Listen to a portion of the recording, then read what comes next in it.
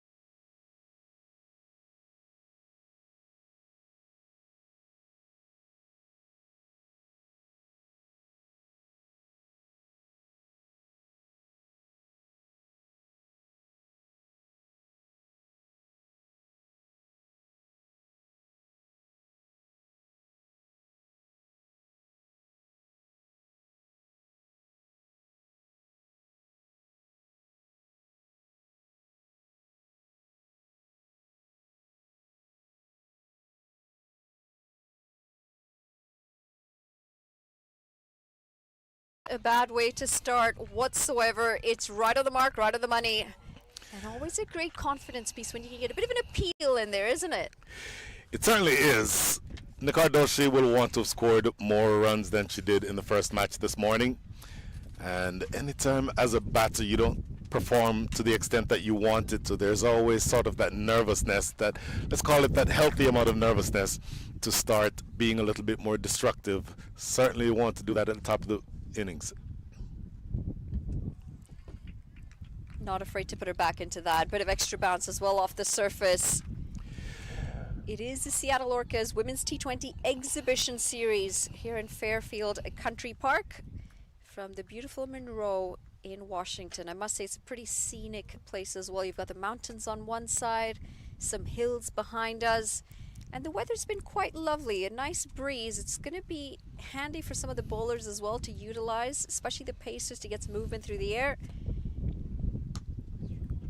This is struck well, up and over, and it should run away for 4. Absolutely does. That's going to be the first boundary of the innings. Well, that will make Nicardoshi feel much, much better. That was a confident shot. It was angled toward her legs. You don't want to bowl that line from over the wicket. That angle is not threatening the stumps, and all she has to do is get bat on that. You're in the power play, so no protection in the deep on the leg side. Easy 4 runs to Nicardoshi. Now, we had asked some interesting questions, didn't we, Brian, in the first game as to where Jazara Claxton was going to be batting. Pulled away again. just needs to pitch this ball up marginally. Been a bit too short in the over so far. Didn't come in until a lot later in the first game. In fact, she came in into the 19th over. Had a quick chat with the coach as well as to why that was, and she was nursing an injury. She's just got an injury on her knee, but she is back where she should be, opening the batting. And it did get a bit dicey in that first game. They did scrape through at the end, Washington Waves, but they want to get in a better position in this game. Are you surprised that they have chosen to have a bat again? I'm not. This is the time of the day where it's best for batting. The wicket actually has improved a little bit. The ball is coming onto the bat a little bit better in this portion of the day than it was earlier. And given the confidence that they had batting in the second half of their innings, the Washington Waves, I think there's no surprise whatsoever that they would have chosen to bat first. Oh, it's a West Indian contest at the moment. Alia Lane coming on with the ball. Jazar Claxton with the bat. They would have seen a lot of each other in the West Indies. They do play quite a few regional tournaments as well within the West Indies. Both been part of the West Indies setup at different times. This is a St. Kitts versus Barbados matchup. And both of these young ladies certainly would have seen a lot of each other. Pace off this time, and a very good over. Apart from the one boundary, she's been on the money. Alia Lane. That's going to wrap up the first. It's 5 for none.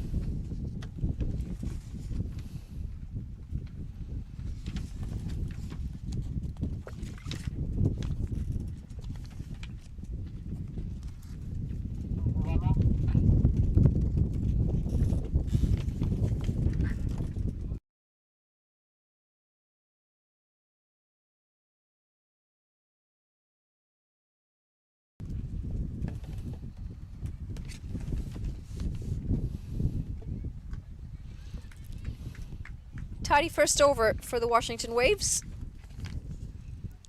Most importantly, they've kept their wickets intact. That was a bit of an issue in the first game that they played this afternoon against the Redmond Raptors.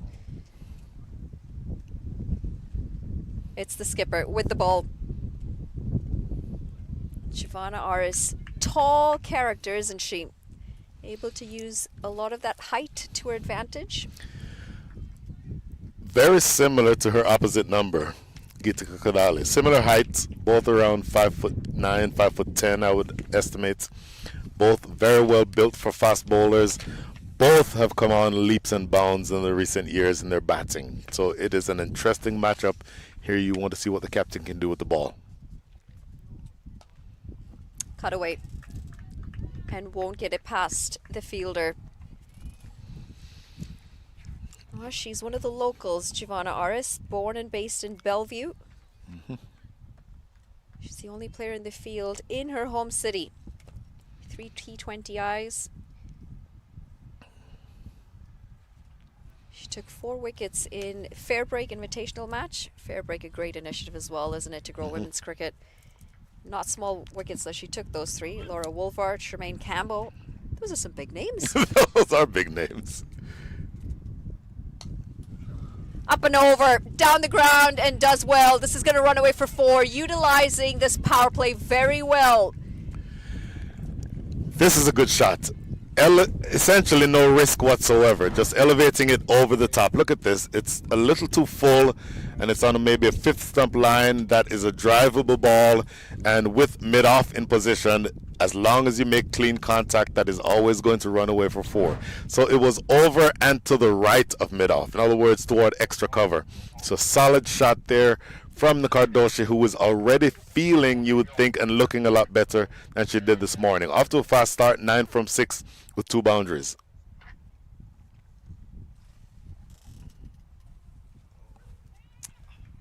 Draws her into the shot. The width was good, and unlucky that that is gone for the 1 run.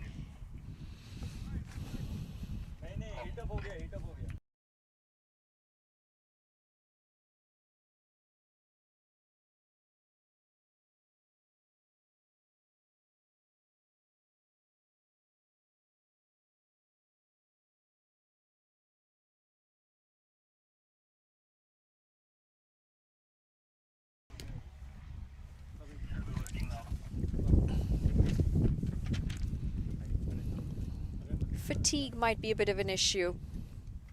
Washington Waves, this is their second game here. And the fact they've chosen to bat first might actually work out in their favor. It just allows for their players to get a bit of a rest in, get out of the sun. There is a bit of a 2-hour gap in between the two games that allows for that as well. She's all right. Just a shake of the head. No, it was a nod of the head to the umpire. I don't know that I know exactly what's going on with Giovanna Ara. She appears to be laboring a little bit, and I don't know whether or not she's carrying an injury. And I certainly don't want to speculate on that. But she doesn't seem quite as spry walking back to her mark as she ordinarily does.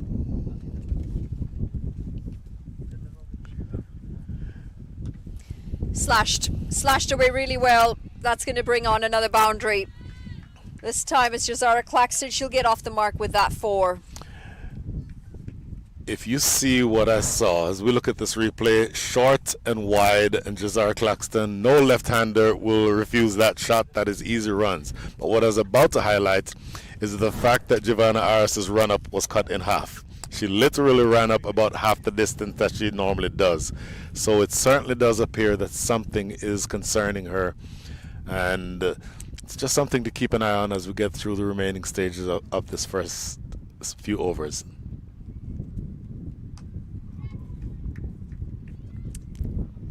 Better delivery, needed to do better in the field. It's going to allow for a single.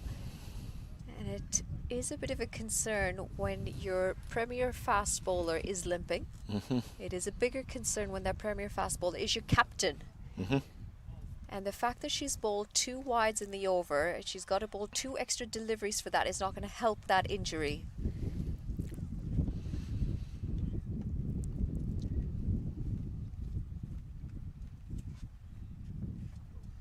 Make that 1 more wide, make that 2 more wides. In fact, looking to come back, and they do decide against it. She just doesn't seem to have the rhythm at the moment, and I don't know if it's a niggle that she has, but she's not quite getting the right action. She's not getting that arm high enough to release it. I think it's way more than a niggle. There's definitely an injury of some sort, and she is essentially laboring her way to the crease. Look at this.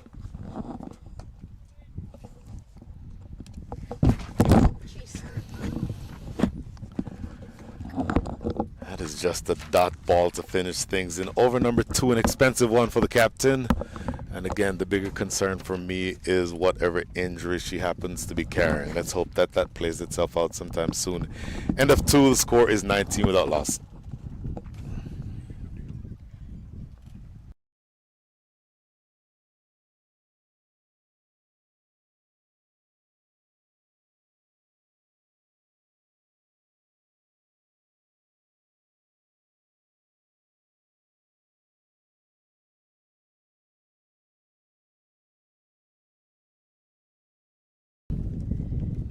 Suspicion is just confirmed as Giovanna Aris has walked off the field.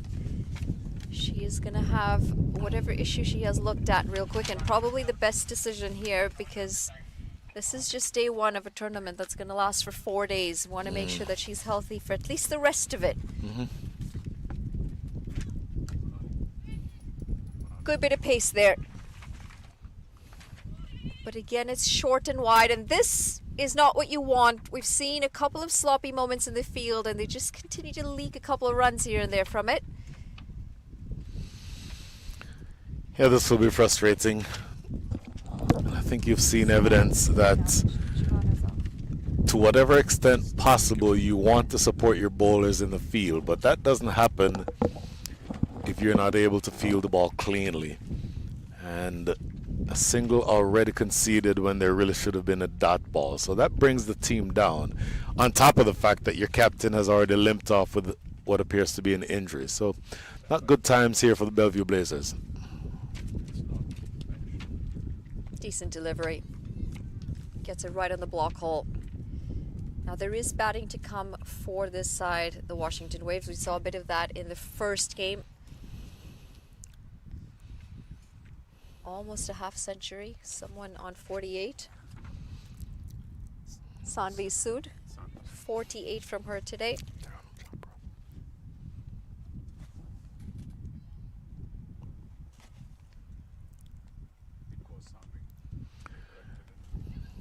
In the gap. It is a quick outfield, and it won't quite make it to the rope. Wayward throw. Very wayward throw. You might be able to answer this question for me. Giovanna Aris off the field, who's stand-in captain? If you're asking me who would I make stand-in captain, Taranum Chopra has great... Oh, I'm sorry, she's batting. It would probably be Disha Dhingra, who's very experienced. You would also think that you'd want to give it to one of the international players, either Alea Lean herself or Jenny Glasgow. Check shot, aerial, will get it over the fielder, and it will also run away over the rope. Not in a lot of control on that. She did hold back on finishing the shot.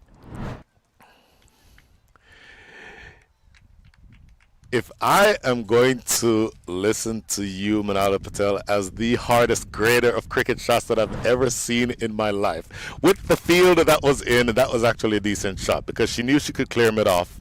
And once she cleared mid off, that ball was always going to run away for 4. Just closing the face of the bat on that. Well, you talk about the internationals potentially taking charge. The only issue is that they would not know what they've got in their arsenal.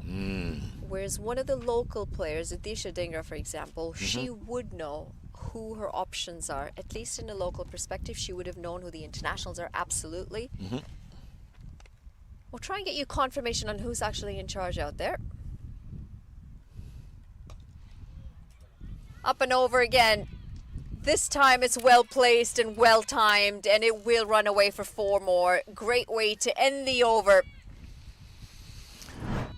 Nick Ardoshi looks like a different batter from this morning, and this looks like a more confident shot. And the ball was slightly fuller, and so you go through a lot more cleanly with the strike, so definitely getting runs for that. Brian, are you saying that I was right earlier? I was not saying that you were right. I will never admit that I was wrong. You know that. But having said that, there is not a lot wrong with either shot. Both safe enough shots. On the first one, all she needed to do was clear the infield. That ball was always going to run away for 4. This one, solid drive toward extra cover, 4 more. And they look identical in the scorebook. I'll take your beating around the bush as a win. 3 overs gone, 29 for none.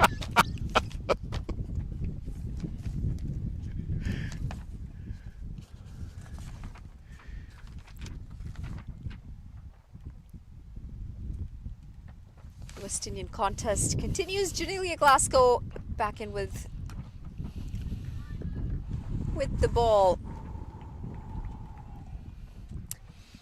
Short and wide, been a bit of a story, hasn't it, with the ball this innings so far? Short and wide, yes, but this seems to be intentional, short and wide, because there's a sweeper on the offside specifically for that shot. Now, with the left-hander off of strike, the right-hander Nikardoshi on strike, that deep mid-wicket is in position, so that short and wide is absolutely not going to work here. So she'll have to be closer on the stumps.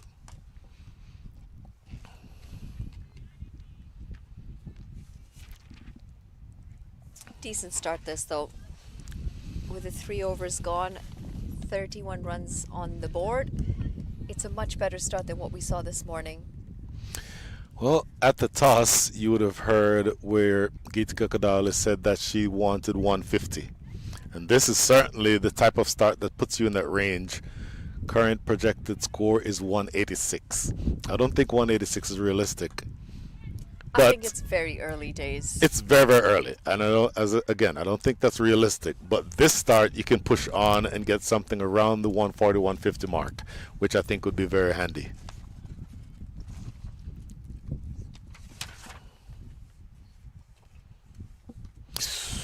That's an edge. That's an edge. Tell you what. And into the ground. Well, you know, in some versions of cricket, one hand, one bounce, that could have been out. In some versions. In some versions. It is a really fun version. Well played. Straight to the fielder. Janelia Glasgow, 26 T20Is, 247 runs. But her best is 3 for 15 with the ball.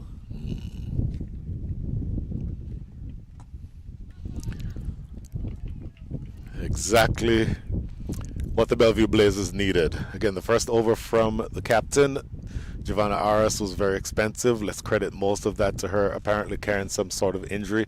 But here we see the squads. Geetika Kodali and Taranum Chopra batted beautifully this morning. You have the internationals in there, Jazar Claxton, and of course the Americans, Nikardoshu we talked about, Yashaditi Teki, and I think Sanvi Sood are going to be really important. And do not forget about Amar Palkar. Yeah, excellent off spin. She was really effective this morning. Picked up 2 wickets as well. And she's a handy bat. Didn't quite get the start that she'd have liked with the bat. She did open this morning. I don't mind this change though, to be able to bring in a more attacking batter in Jazara Claxton. I think Amarpal Kaur is more of a number 3 in my books. I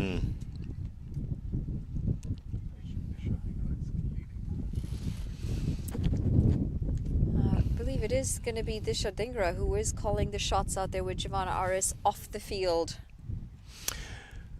So, Manala Patel, are you saying that I was right? Well, you said it might be one of the internationals, and I was the voice of reason, and I said, I first, don't don't even change the story now. The first name I said was Disha Dhingra. And then you changed your mind. Just got to be a bit more confident in yourself, Brian. Confidence.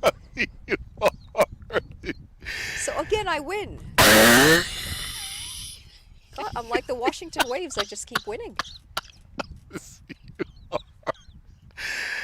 Oh my goodness.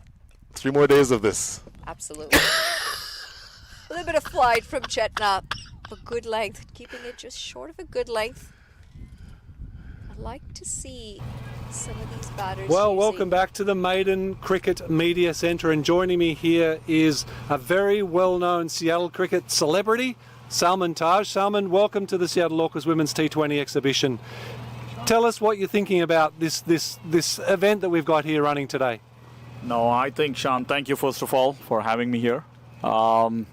Couldn't have asked for anything more. When you first announced this tournament here in Seattle, bringing women and girls from across the country as well as internationally, we thought, yeah, one more tournament. But when we start trickling in today, 7 a.m., some of the volunteers started showing up and some of the locals started showing up. And when they saw the setting here, everybody was amazed. I got so many text messages talking about how wonderful a setup this is. So great job, I would say, Sean. I think the setup has been tremendous. The quality of the cricket has been great. I think we couldn't have asked for anything better than this. This is amazing. Great job. Thanks, Salman. Now, I don't need to introduce you to the local Seattle community, but for the audience that's beyond the Seattle area, just give us an idea of the role that you play in helping develop cricket here in Seattle. Sure, absolutely. So I run a cricket academy here locally in Seattle called Major League Cricket Academy, one of the oldest and one of the largest academies in Seattle, where both boys and girls, right from 9 to 19, are training almost daily here. So that's one thing. And recently, we've also invested in a minor league cricket team as well. So it's North England Eagles, which is based out of Boston. We are in the process of moving it and whatnot. But so we are working on the infrastructure as well as the grassroots level of cricket. That's the youth. How do we get more youth involved in cricket, and how do we take them to something like this and beyond, which is Major League and whatnot? So our focus has been youth, and our focus has been younger kids, both boys and girls. And I can tell you one thing, Sean, since Major League has started in the US, the amount of interest in cricket across the country, but specifically within Seattle, has grown tremendously. We were the only academy when we started, and now we have 6 academies, and that is great. And that is great for the sport. That is great for the for all the youth as well. And there were probably 100 kids playing cricket 5 years, 6 years earlier, and now we have almost 1,000 playing cricket, and a lot of girls. And that's a very, very encouraging thing as well. Now, since we are at a girls' tournament here, or a women's tournament, I think last 2 years has been a tremendous growth in the girls' cricket. And I think Seattle Orcas is doing its best to push the envelope there, and that helps a lot as well, apart from the work that is happening at the grassroots.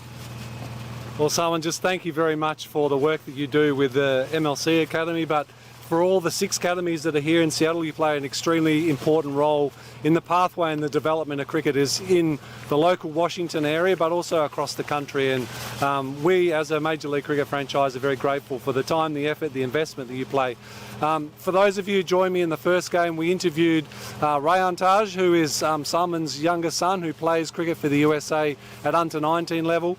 I'm sure you're a very proud father to have a cricketer playing there. So, Salman, thank you very much for your time today. We appreciate your effort, your support, and everything you're doing for the local cricket community here in Seattle. Thanks, Sean. Thank you very much for having us here. Yep. Okay, we'll go back to the central commentary team.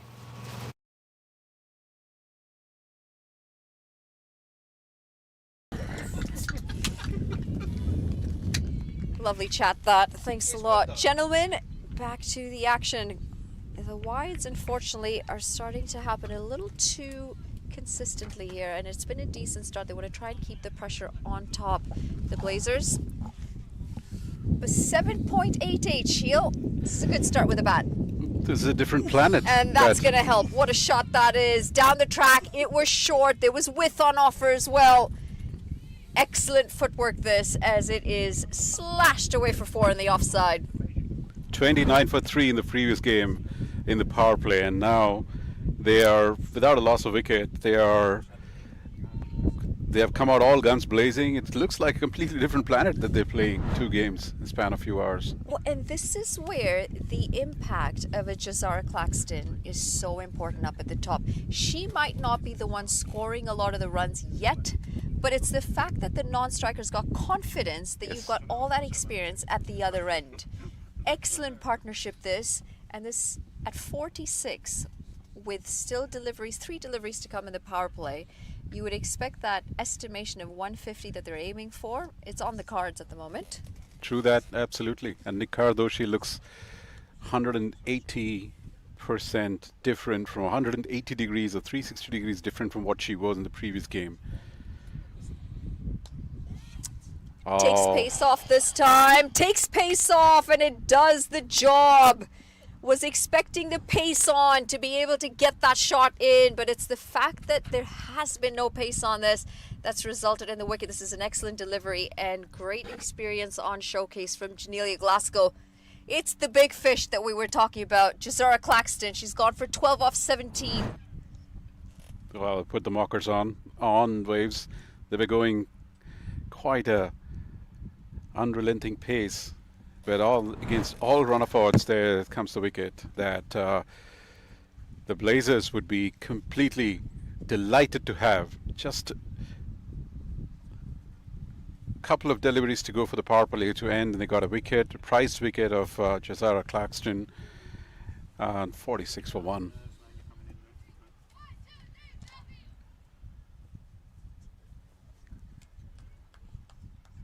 Always great to see support out here.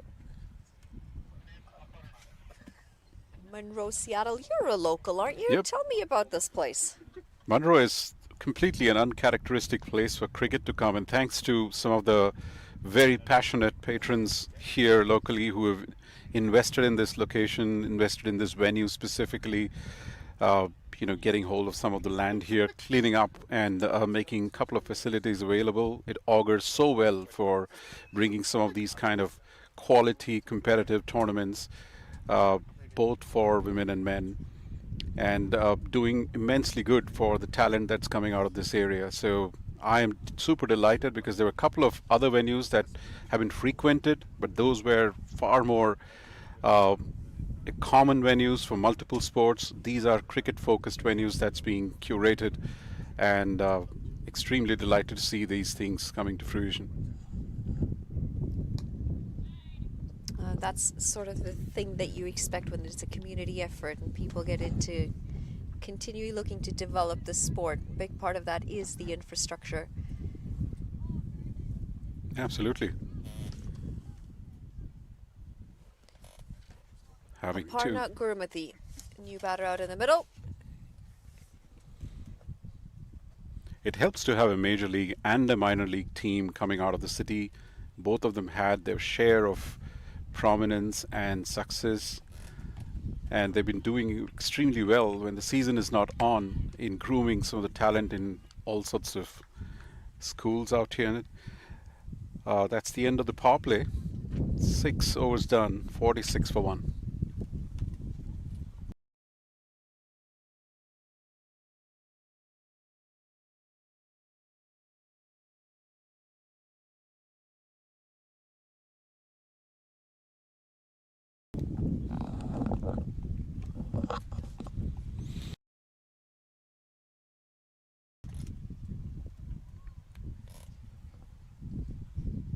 Well, this is the squad of the Bellevue Blazers. They were put in to have a ball first today, led by Giovanna Aris. She's off the field, a bit of a concern, but there's a lot of experience. And Disha Dhingra has now taken the reins out in the middle while the skipper is nursing her injury. Alia Lane, I've seen a little bit from already as the international on the side.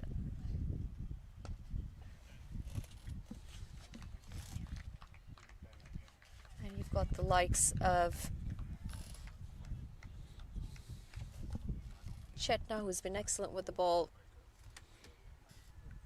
But you would expect the likes of Alia Lane, Janelle Glasgow, they will be key today for their side. Down the ground.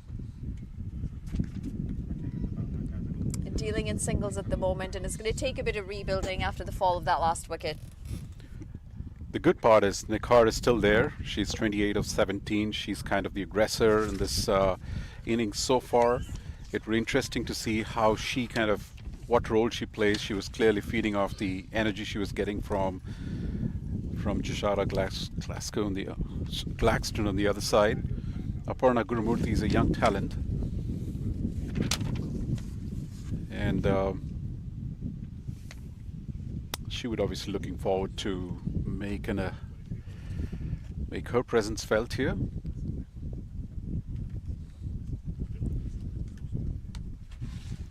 Bit of turn off the surface. The one thing that I've got to be honest about that I'm very impressed is the overall age. When you look at the average age of the players in this tournament, there's so much young talent. And that's a very promising sign for a country who's continually improving.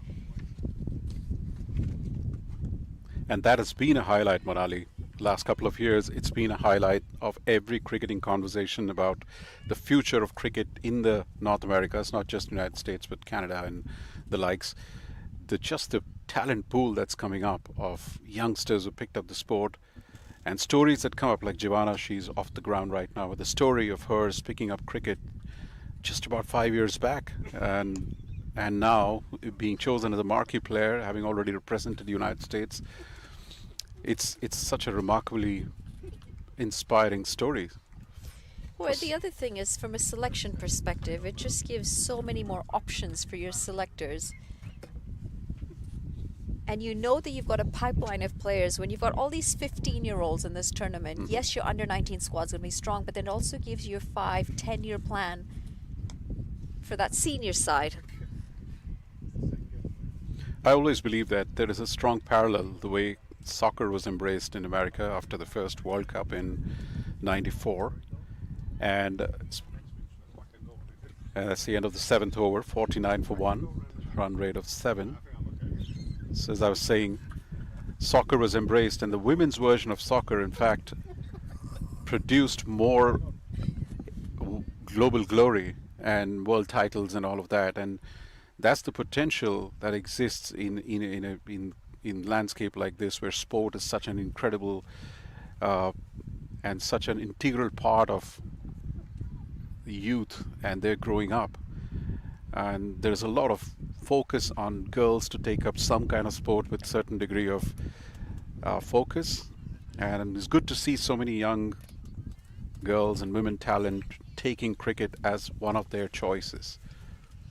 You bring up a very good point about how your women's soccer team has had a lot more success than the men's team has, and how they invested in that quite heavily. Interestingly enough, when you look at Brazil and their cricket program, they've done the same thing with their women's team, where their women's team was contracted well before their men's team was.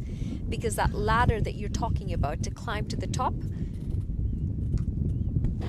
is a lot shorter in the women's game than it is in the men's game. And it's not to say that the USA has not had a lot of success with their men's program, but it's also commendable the amount of success that they've had with their women's program.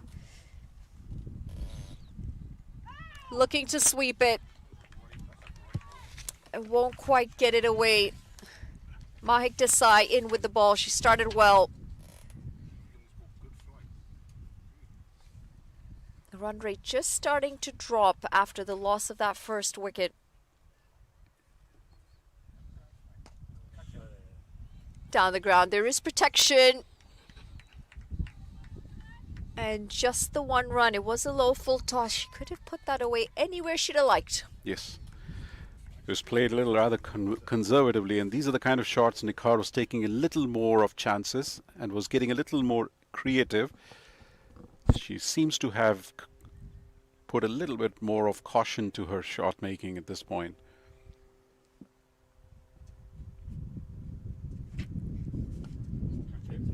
Calls for catch it. And again, we see a low full toss doing the trick.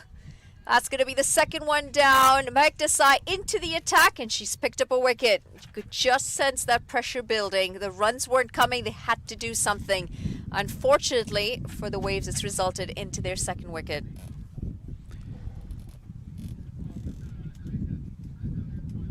It's a pressure thing here. A couple of dot balls, a single, and there you go. An absolute nothing shot. At the end of the day, it was a very soft dismissal. No timing, just taking the bottom of the bat and lobbing into the hands of the mid-on fielder. Yeah, Arpana gone for just the one run, if I'm not wrong. Just wait to confirm that with you. Yeah, gone for 1 off 6, not ideal. And it is 50 for 2. Mahik Desai. She is a star bowler on debut, 4 overs, 1 maiden, 19 dots. It's just 6 runs and 5 wickets. I'm not going to say who that was against. I think I know. I think I know. I might bring it up when I come back on. Isani Vaghela. She's the new batter here. Right, plenty of experience to come out to the middle. Isani Vaghela played for the USA for quite a few years now, come up through the system as well. She's been part of the under-19s, part of the seniors. There's a lot of cricket being discussed in that family, in their dinner table, I'm sure. Vatsal Vaghela, her brother, has been a prominent player across multiple leagues, and that's the end of the 8th over. 51 for 2. 51 for 2.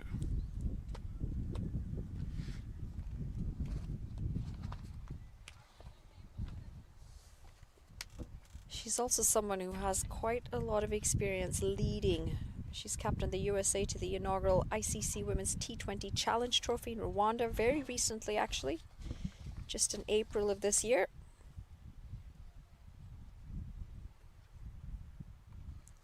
She was also signed by the Guyana Amazon Warriors, the Women's CPL in 2022.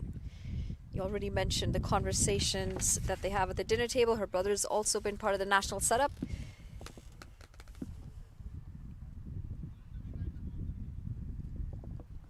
It's just so wonderful to see the amount of collaboration that's happening between Caribbean cricket in the United States and Canadian cricket. It's kind of a troika of sort of talent that goes and plays in various competitions across geography. That was a drop against the run of play, and these are the kind of chances that we have seen in the past can come back and haunt you. The most trying moments. Ariel should be taken and is taken. Dropped the ball before, and this is an excellent catch to get the dismissal. The experience of Isani Vaghela is gone. And in all sorts of trouble here with the bat. The Waves, they are going to be 3 down with that wicket. And guess who's the most relieved out there? It's Chetna Prasad. She just dropped a sitter in a cotton ball, and the very next ball sees the back of the batter. No much damage done there. Down To come down the track. Yes, she It's did. the length Yeah. that was the problem. And you've got to give credit to the bowler here. That length was just pulled back a smidge. She wasn't quite able to reach it. 51 for 2 after 8.2 overs. And look at the run rate. This was hovering right about 10 and thereabouts. A couple of overs back, and now it's 6.12. It's almost dried up. It's Nikhar Doshi is there, and Captain Geetika Kodali now at the crease. But it's a bit of a mini procession of wickets. 3 down in no time, absolutely. This is an interesting batting lineup for me because it's so different from what we saw in the first game. Excellent. Excellent delivery that. We've seen a few bowlers utilize this wind to their advantage. There was a bit of turn on that. It's coming quite sharply, but it's the bounce as well.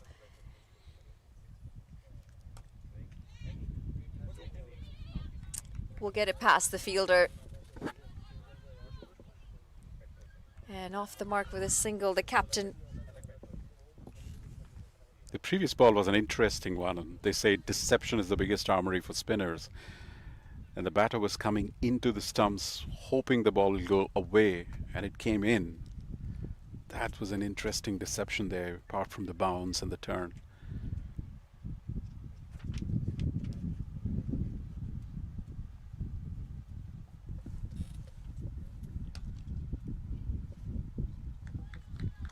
It's actually just the second time in all of today that we've seen that length with off spinners do that in terms of the amount of turn and bounce. When we get a chance, potentially tomorrow, we'll have to see how it continues to play tomorrow. There just seems to be a patch in that length that has allowed for a lot of grip and turn. And comparatively, Chetna, that's the end of the over here. 9 overs gone. We'll continue that conversation. 53 for 3. Comparatively, Chetna gives a little more tweak to the ball. She's getting a little more turn, and that sometimes just the revolutions on the ball can get you more bounce. But she's a little inconsistent with that. Like the last ball here was slightly more shorter, gave a little more time to the batter to step back and play towards the mid-wicket. But generally, if she bowls her right length, it's troubled the batter so far. 15 for 1, 1 for 15 in 3 overs. She's bowled well.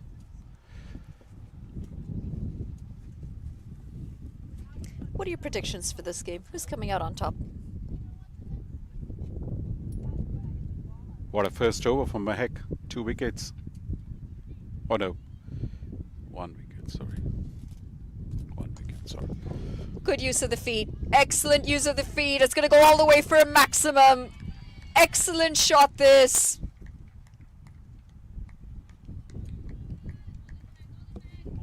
Finally again, Nikhar gets back at dust. She had lost a bit of momentum.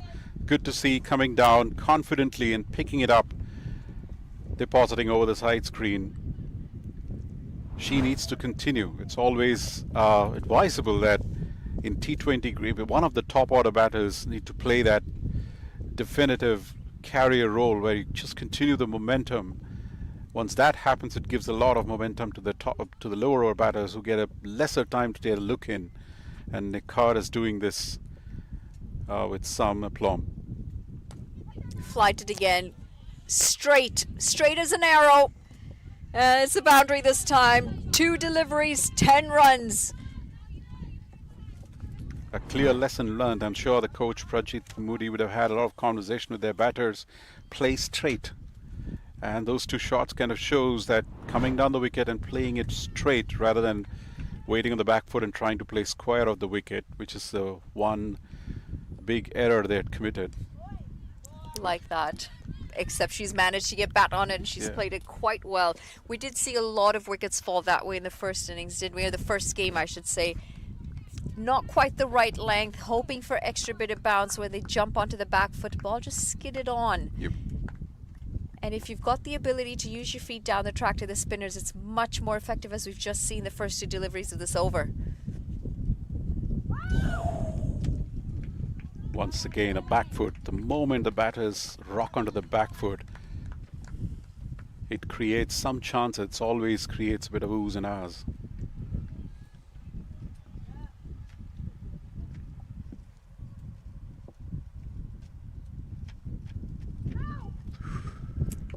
Hasn't found her rhythm out there, Gitika Kodali.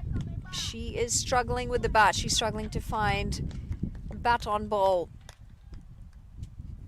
Last delivery, again, pretty good example of exactly what we're talking about. You want to try and use your feet down the track. It's just a little bit easier to get to the pitch of the ball and to time it. Again, going back, good turn off the surface. And she's made up for those 2 expensive deliveries to start in the over. Halfway point, 10 overs gone. It's 64 for 3. We are going to take a quick drinks break as well, I believe. We'll be back after a short break.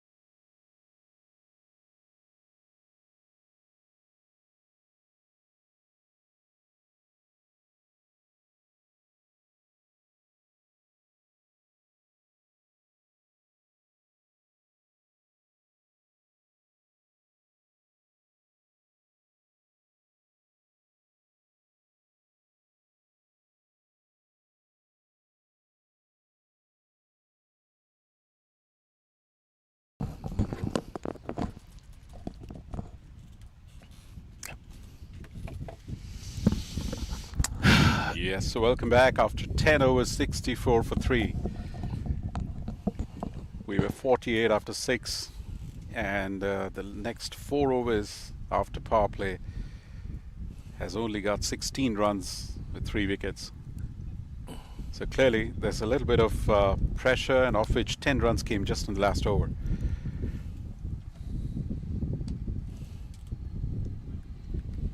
Brian Walters is back with me here, the comm box. It's an interesting passage of play, Sheil. The last 5 overs, 23 runs and 3 wickets. going all the way back to when you started during the power play. The power play was, oh, that is a lovely shot. That's going to run away for 4. I was about to say that because of the fact that you just saw Gitika Kodala play that shot, it feels like she needs to start pulling her team back towards the momentum that they had earlier. As you see that replay, a little bit too wide, and she stays leg side and gives herself the room to play that shot. But during the power play, they had all of 46 runs, which is an excellent start, but they've certainly slowed down since then. She was trying to do that same thing last over, expecting a ball that would be going away from her, but it came in. But this time she was... And as we get to see the next ball, we move over to have a quick interview with some of our guests.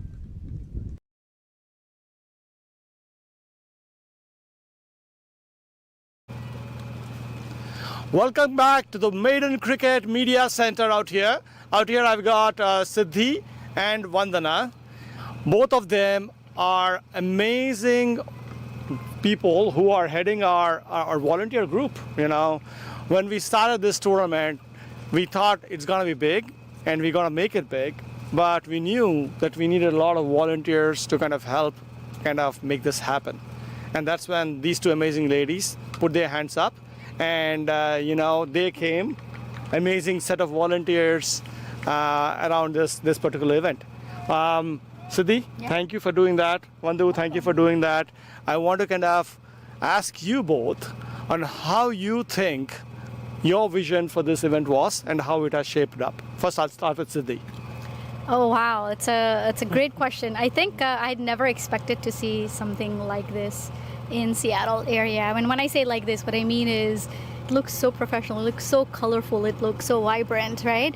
And you see the players, like if you see right now the quality of game going on, it's amazing. So I did not expect it to have so much organization, like so much organized, like there's tents for players and there's separate areas for organizers, and feels really very well done. So thank you.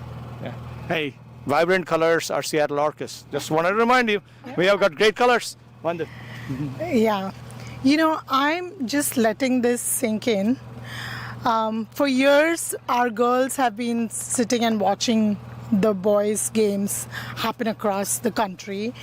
And, you know, I see several of these young girls who would be part of these tournaments where the boys would be there and they would be going handing out water to the boys, and we have boundary boys today, which is really cool.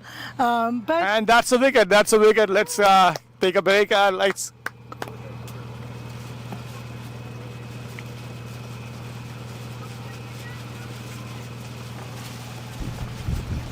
And that's a wicket that certainly the Waves were not expecting to hit them. And they lose their skipper. That's what I'm going to. That's a big wicket. Big wicket. Goes dancing down the track, Gitika Kodali, and was never in position to play that shot that she was attempting. The ball was very wide. She came straight down the wicket as opposed to going across to the line. And no chance of getting anywhere near that. And of course, a pretty straightforward stumping. Here you see it on the replay. That just tells the story. She'll be disappointed in that, Gitika Kodali. And that just opens the door to pull things back just a little bit more. But Taranam Chopra is now at the crease. You saw what she did this morning.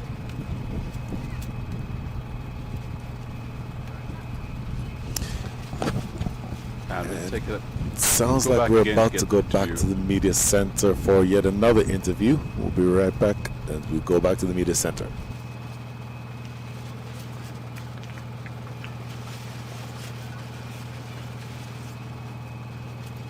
Let's continue our conversation with Vandana and Siddhi. Vandu, we were saying that boys are carrying water for a girls' game. That's unique. That's not happened before. Yeah. That's really good. I love this flipping of the scripts. You know, and as we walked in today, some of the parents walked in this morning and they said, you know what? I'm pinching myself to see whether this is true, to have such a high caliber game happening here. And this is the third of the women's tournaments happening in a period of 2 months here in Seattle. And this has definitely raised the bar. And I didn't expect anything less from you, Jagan, because I've seen you do this several times before. But yeah, I am proud of being here to help in any sort of way and contribute here to raise the bar for the women. Amazing. I should remind everyone, Vandu is our first original, the OG cricket mom. You know, she was for the very first cricket mom when we coined the term, and she basically led the whole cricket moms group for a very long time, and we had a lot of cricket moms show up. So raise hands, show up for volunteering for boys, and now we're seeing these two amazing women do it for girls as well. Thank you for all that you do, Siddhi and Vendu. We really love you both. Yeah, we love you too. Thank you.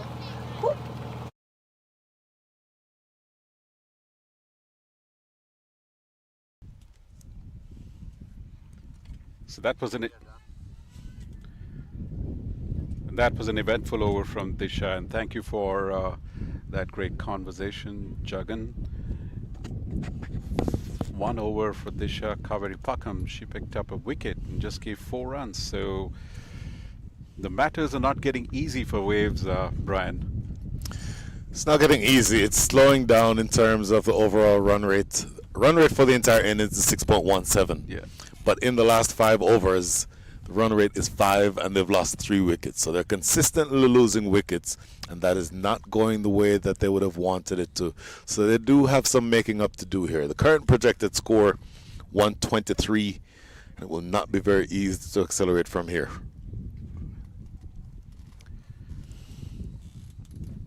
Another change in bowling here. Samiksha Sivakumar, and she bowls everything. She tries off spin, leg spin, and she's been in USA under 19 talent. Starts with a couple of wides. She's also a wicket keeper and is an excellent young player, not to mention a great batter. So just a true talent coming from this side of the country, just a little bit further down the coast. I was taking a look at the list of all the players, Brian, just getting myself up for this particular assignment. And I was telling you off air that what impresses me is the sheer all-round abilities of most of these players. They've taken this game with such passion. They've thrown themselves at all disciplines. There are bowlers who bowl fast and spin, batters. They've done also wicket keeping, like you mentioned. Samiksha, she does everything. It's incredible thing to see, this talent pipeline that's coming up, which has got perspectives of all facets of the game.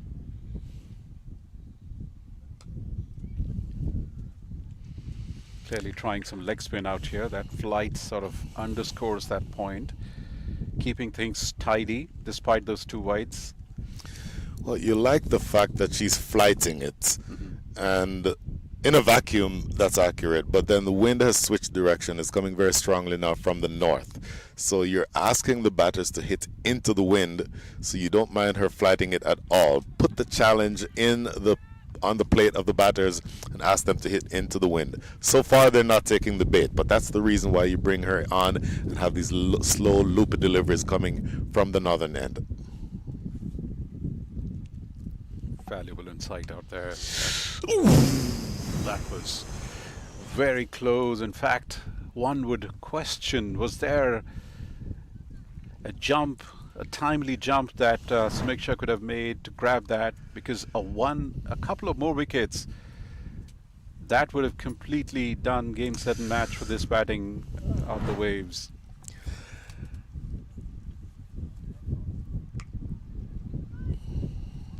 We know that they are a very competent bowling and fielding outfit. We saw that in the first game. So while they would have, their ambition or aspiration would have been to go on 50, end of 13, 80 for 4. Like they said in the toss, they might be aiming for 150. That might be slightly distant at this point, and I might be too soon in calling that. But even in case they get to 120, 125, we've seen they have the ability to defend that kind of total. With that perspective, the Blazers should catch everything that come their way, and that to me was relatively easier opportunity that they could have asked for.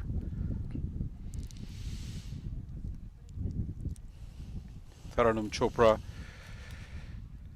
who's just come in, she had a good outing in the first game with the ball, picked up a couple of wickets.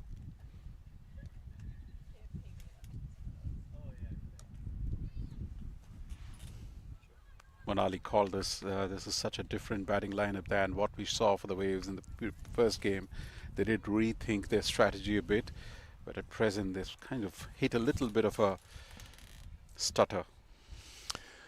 Well, it's all been anchored so far by Nikardoshi, and it does feel like it comes down to her as to whether or not they can threaten that 150 that we talked about earlier, or whether they land somewhere around 110, 120. The bowling in the last several overs has been excellent, and it's going to be up to the one set batter Nikardoshi, 49 from 34. It feels like it comes down to her to be able to accelerate. Every single shot going straight to the field at this point.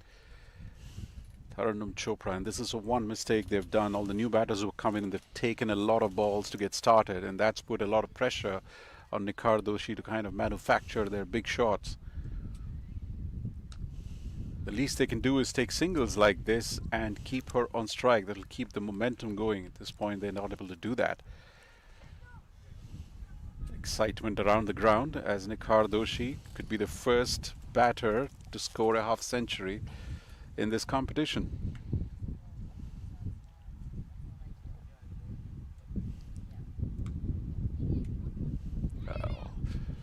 That's a bit of a pedestrian fielding misjudge, and that brings us the half century for Nikardoshi, and her team's cheering up quite appropriately.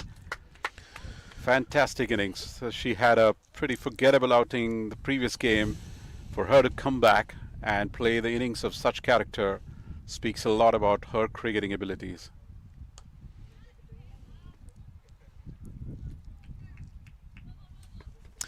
Well, she's an excellent batter, Nikardoshi, and she again would have been disappointed at her effort this morning. Got out relatively cheaply, but came back very strongly here, and she's not done yet. 50 from 35, 7 fours, and a 6. That is the end of over number 14. The score is 84 for 4.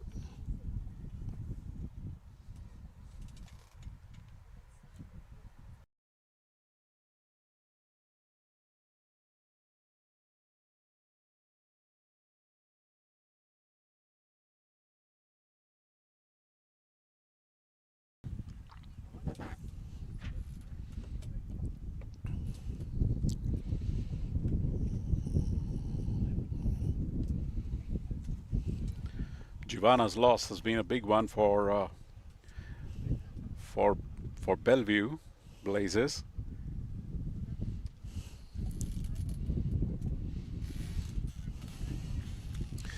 It's a big one, and it's concerning because it's the first day of the tournament. She's your captain, she's your leading strike bowler, so you want her to be able to lead from the front. And so we'll just hope and pray that she is going to be healthy. And more than that, the context of the game, Brian, she's from the area. She is an ambassador of talent here. Mm-hmm. She has been an ambassador for Orcas, who are the think tank behind this tournament. She would have wanted to have a more encouraging and more energizing presence. So that's the last thing that she would have liked for. I just wish her the very best that she can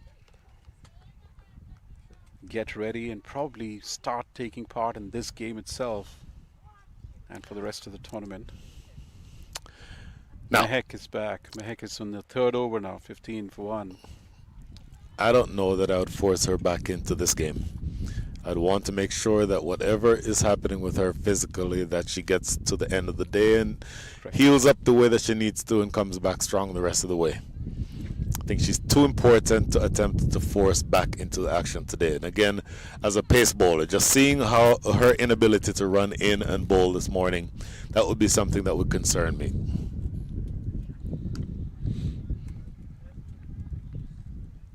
Just a single there again. Things coming in ones, in singles and extras at this point. The run rate is hovering around that 6 mark, 88. They would have wanted to go to be beyond 100 at this point.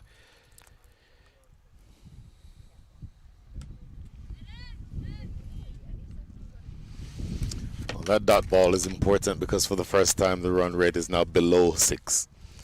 5.9, so the projected score all the way down to 119. It was not too long ago that we were saying the projected score was up in the 180s.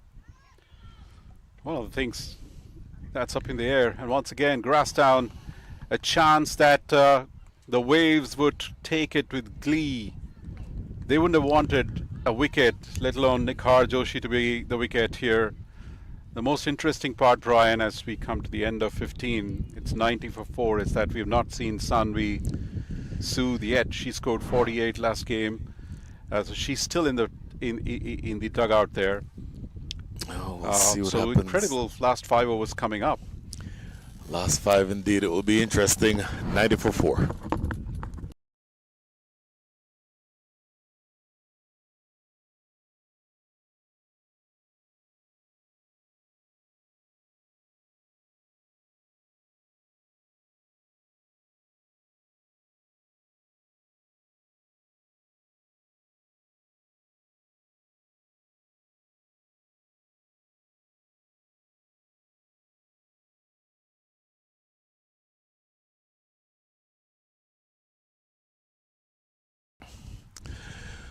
So the last 5 overs will be interesting. 90 for 4, 15 overs into this innings.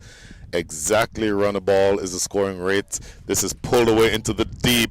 Excellent effort, but in vain ultimately, and it goes away for 4. So that's a very positive way to start over number 16 as we say hello once again to Manala Patel. Almost said to Mahek Desai. Hello Mahek Desai, how are you? I don't quite know if she knows that she's going to be in this role yet. But I'm good, and what a shot that was. Excellent shot of authority. Great to see that Nikhar's been able to turn her start up at the top into half century as well. It's probably the best thing that could have happened for them, isn't it? To still have that opener who's set and has a half century under belt now, still out there. She absolutely has. And Taranum Chopra herself, who picked up a player of the match honors this morning.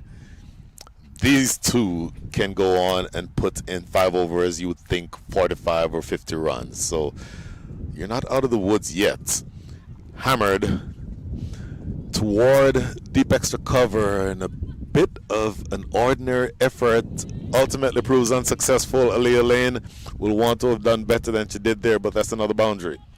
Well, as a bowler, that's very frustrating. That's not the effort that you expect from your fielders, especially the ones that are boundary riders. Your boundary riders are supposed to be able to stop that. Low full toss, it was asking to be hit, and she's done really well to use her feet to this. And that's one part of the game that's really stood out in this game compared to the first. It's the footwork from the batters. They've realized going back isn't quite as effective. Going towards the ball down the track is more effective. Actually did have that conversation with the coach of the Waves as well in between the 2 games. He said, yeah, we've reevaluated, we're going to speak about this and try and put it into play for the second game. Now, if I were to find or attempt to manufacture an excuse for Aaliyah Elaine, that's a great delivery. And they're ending up stealing a bye, I believe.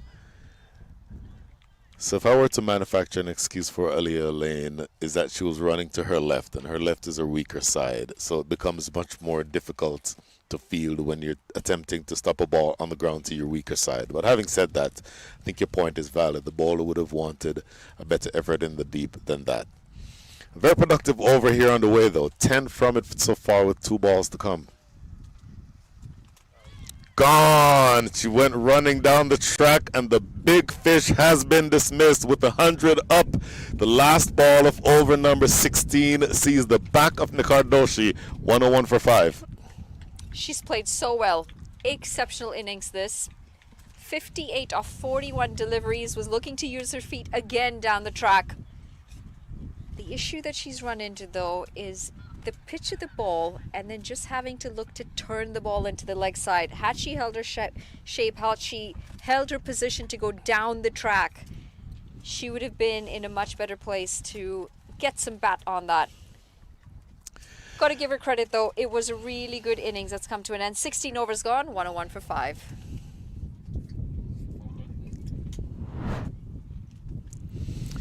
There, just heaving across the line as she came down the track. Lost balance as well. The head started to fall over. And I suppose when it's in the business end of an innings, your idea is you want to go for those shots. But there's that head falling over and everything's just sort of followed it. To me, there was an element of premeditation about the shot, almost like she was committed to coming down before she saw where the ball was landing. And the reason why she wants to hit in that direction is because the wind again is coming now from the north. And so she wanted to hit that up in the air and have the ball be carried by the wind. But she ultimately picked the wrong ball to try to attack. So she'll be disappointed with that. Starting now over number 17. It's going to be back to Aaliyah Lane. Bang on target here. You want those full and straight ones at this stage of the innings. It's going to be an interesting time as well, isn't it, for the Waves? They needed the set batter out there for these last 4 overs. They've now got a new batter out there. And it's at a time where they need to try and find those boundaries more often.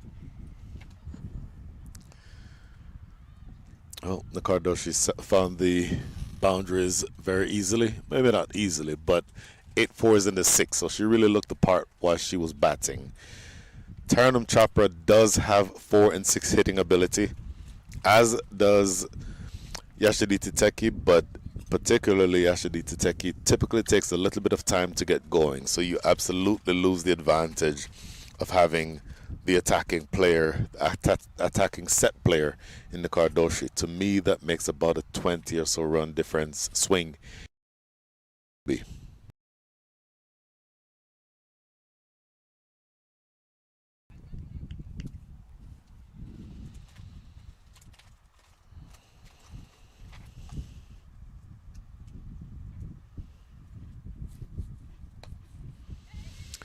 Play into the leg side. He'll pick up a single here, but the strike rates have picked up in the last several overs, Manali. It was lagging around 4.5 for a while. The last 5, not counting the over that we're in, strike rate has just gotten above a run a ball. 31 runs in the last 5, but they've lost 2 wickets in that time frame. So it's going to be up to them to try to sort of continue to build on that strike rate without losing any more wickets. And to me, the big wicket now is going to be Taranum Chopra.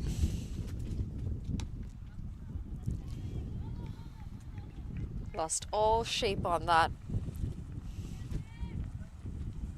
And there will be pressure on Taranum Chopra because she is the one who is now going to be expected to continue this push of runs.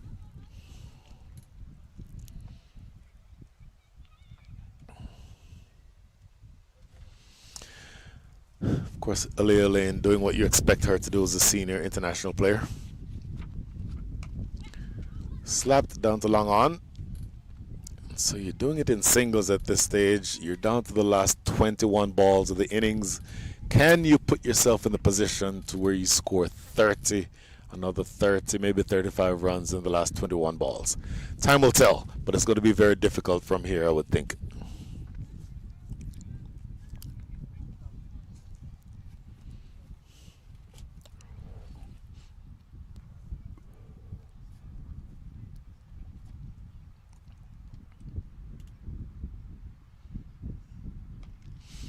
In the air toward the leg side. Should just be 1, I would imagine. Bit of a fumble. And that will be something else that irritates the fielding side because you don't want to concede additional runs where there should not be any. Shubi Agrawal, that time, guilty of that fumble in the outfield that allowed that second run. Just the one delivery to come, Brian. Maybe you can answer this in the next over. But how many wicket keepers would you say are in the setup in the U.S.? 37. I have no idea. I don't know. I mean, the reason why I asked, you've got about 500 active players. Uh-huh.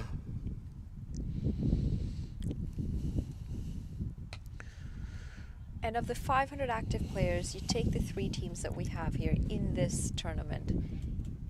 Each team does have a couple of different options. 17 overs gone, 107 for 5. Each of them has a couple of keeping options on their side. And it's a debate that we actually, I shouldn't even call it a debate, it's a conundrum that we have up north in Canada. We just don't have enough keepers. We don't have enough quality keepers, and we don't really know how to develop them. It's interesting. The number, you're exactly right. We were talking earlier about Samiksha Sivakumar. She is playing as a bowler and a fielder today, but she also keeps. There are multiple keeping options for each of these 3 teams, and this represents the best of the teams in the country. Okay, so I've just actually received a reply from Meeta Chaudhary. Thank you, Meeta, for listening.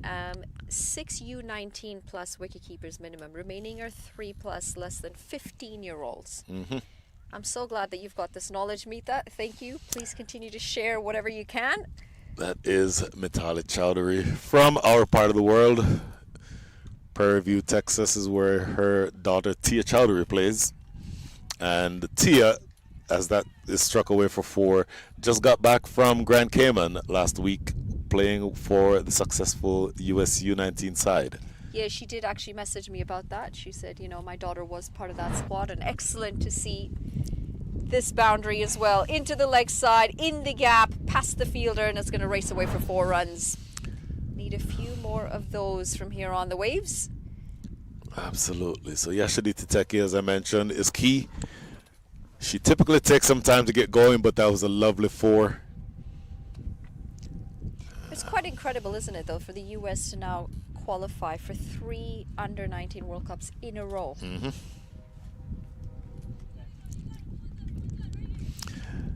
And they're well and truly ahead of the region when it comes to that department.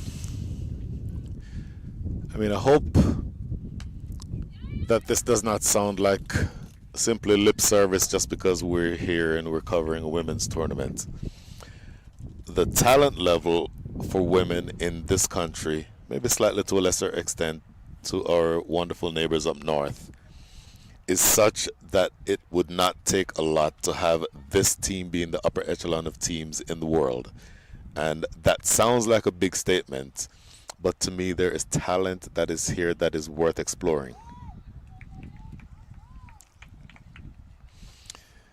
So you have a long way to, maybe not a long way to go. You have 15 balls remaining, and in 15 balls with a score of 113, you would think that 130 could potentially be on the cards, particularly if Townham Chopper can play a blinder here in the last 15 balls. In the air, is it going to carry? Boy, it was very, very early that Elaine decided she was not going to be able to get to that. Manala Patel, I'm interested in your reaction. I think you know exactly what my reaction is going to be. Losing shape, not out of the middle, in the air for a long time. This should have been taken. This should have absolutely been taken. This is where your fielders need to have the awareness to be able to react faster, and they've got to have the agility to be able to take those chances. I'll end up pinching a single here. That is, to me, evidence that it's not just the talent level that you're looking for, you're also looking for the effort. And I don't want to sound like I'm being critical, and you and I had covered it earlier when we off the air, the outfield is a little bit rough, but you would think that that would have been one that could potentially have been taken. So she'll have to re-bowl that one ball remaining here still in over number 18. Oh, scoop. Doesn't quite get it away that she the way she wanted to, Townham Chopper. But a single nonetheless. 10 runs coming from over number 18. A productive one. End of 18, 1-1-7 for 5.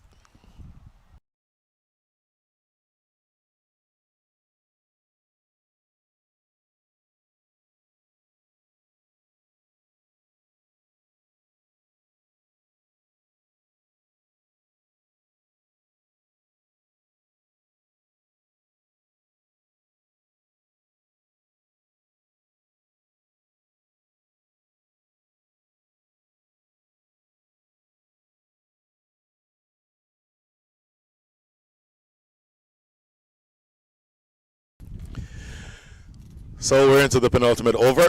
The penultimate over will be bowled by Elia Eileen, who's bowling her final over.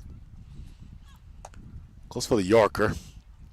Ends up with a low full toss that's punched down the ground. So, Manali, you have another 11 balls to go in this innings. What are you looking for here from Taranam Chopra and Yashaditi Teki in a partnership that is now worth 17? Well, at the end of the day, it doesn't really matter in terms of wickets. They've got 5 wickets in hand. I would love to see some aggression from these two. They've got 1.5 overs to go. They need to try and find the boundary.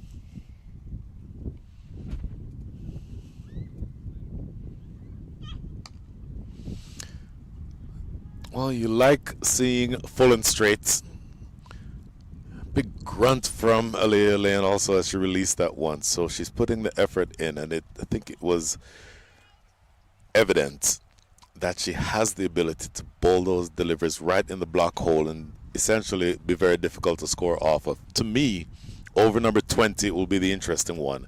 Who is going to bowl over number 20? You have several choices, but no strike bowler. All the other choices to bowl are spinners, and that spinner will be bowling from the end that will essentially ask the batters to hit with the wind. So it is going to be a really interesting over. As difficult an over as this one is, potentially over number 20 could be much more enterprising. What do you reckon is going to be par score? Par is hard to tell. If you're asking me where they'll end up in this game, I would think 132. 130. 132. Struck down the ground. I believe that's Disha Dingra down there, who I think decided relatively early that she was not going to be able to get to that. The reason I think 130, remember, you're missing your best strike bowler. The captain, Giovanna Aras, is not able to bowl. All the other bowlers are spinners. Maybe you have a little bit of seam with Janely Glasgow, so maybe she bowls over number 20, but you're missing a strike bowler, and the batting will be coming from the north to start over number 20, and they'll be hitting with the wind, so it could potentially get very expensive. Good looking shot, but the field is set in such a way that cuts off the opportunities for boundaries on the leg side. So good bowling, given the situation, given the field. This is the challenge, isn't it? When you cannot find the boundary, the singles are not going to bother them too much. But there is batting. We haven't seen Amarpal Kaur come in yet. She opened the batting in the first game. It has been an interesting batting lineup for me in this game.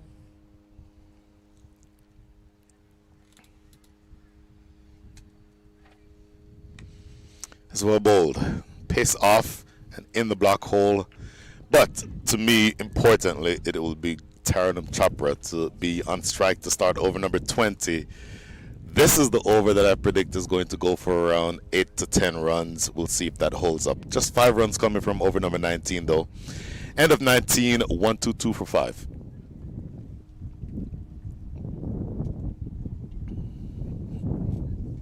So you're saying they're going to score 10 runs off this over with your prediction of 132? That's exactly what I'm saying. Yep. And it is going to be, in fact, Janely Glasgow who bowls over number 20. I'm expecting 10 runs from this over. I'm expecting 5. 5! Okay, once again, this is a Brian versus Manala matchup. I think that's going to hit my 5 prediction right there. Excellent delivery. It's a Yorker. It's exactly what you need in the death overs. There is nothing she could have done with that. Absolutely nothing. Well, she did manage to get her toe out of the way. Clipped away. That's 4 of them. That is lovely. So the length was good, but the line was too straight. 4 down to backward square leg. Right, so I've got now 1 run to work with as per my prediction of 5 in the over. Come on, Janelia. I do believe in you. Taranam Chopra, whose head coach or whose coach is, I mentioned it earlier, Jaskaran Malhotra, Mr. 6 6s. Top edge, and it's running away down the hill. This will be close to the boundary. Couple of runs. So it feels to me, Manali Patel, like you're out of the running. Well, we'll see Three what's balls up remaining. 3 balls remaining. Score is 128 for 5. What's my number? Remind me what my number was. Hat trick. Hat trick. Hat trick. Played down the ground. They'll settle for 1. And so it will not be a hat trick. Will it be 2? The score is 129 for 5, Manala Patel. I must say this is a good effort with the bat in this final over, though. Capitalized on the poor delivery on the second delivery of the over, and they needed to get that boundary away.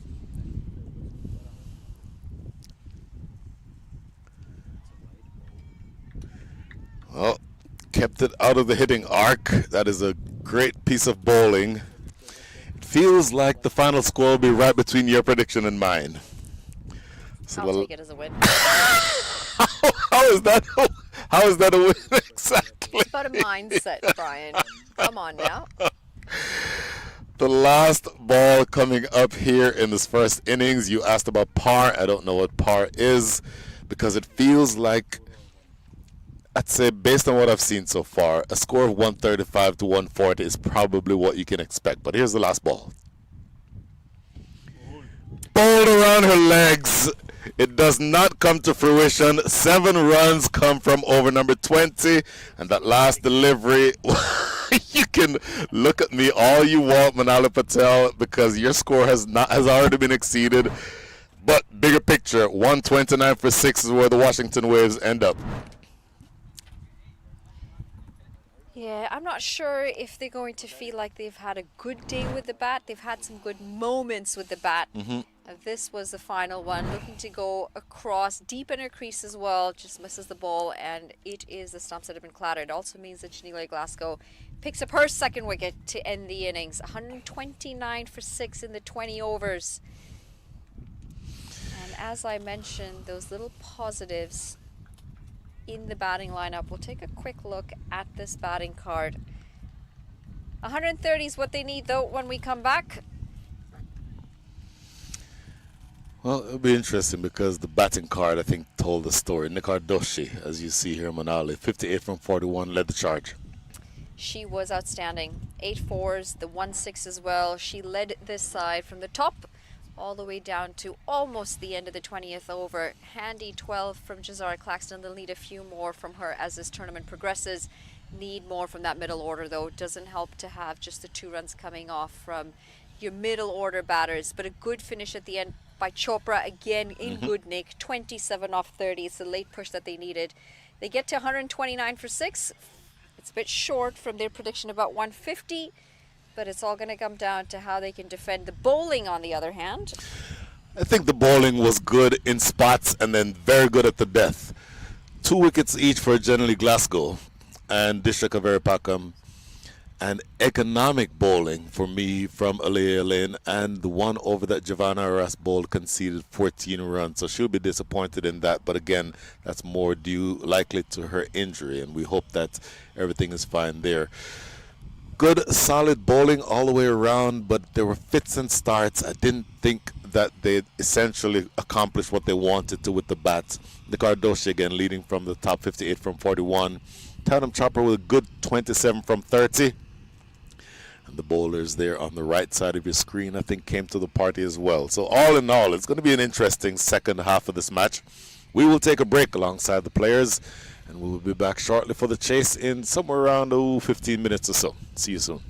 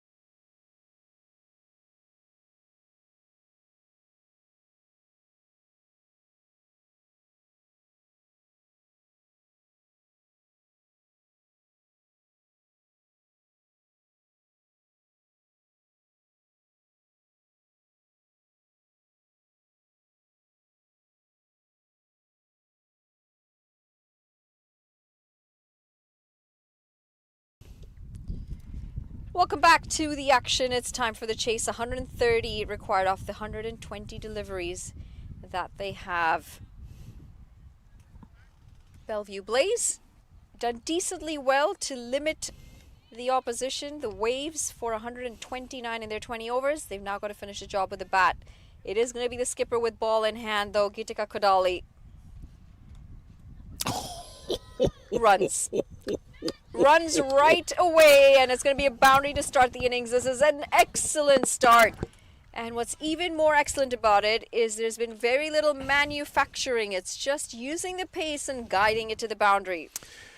We've seen many shots today. This is going to sound almost hyperbolic.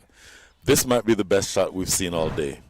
Just opening the face, intentionally running it behind point, and the ball races across the turf for 4. What a brilliant start with the bat for Disha Dhingra. That's sprayed. You don't want to be doing that, especially after going for a boundary off the first delivery of your over. She did bowl very well in the first game, though, Gitika Kodali. Obviously very experienced and leading from the front. Bowls excellently. She'll bowl a couple overs up front. You'd think that she'd also hold herself back to bowl a couple overs at the death. But she's up against a very good batter here in Disha Dhingra.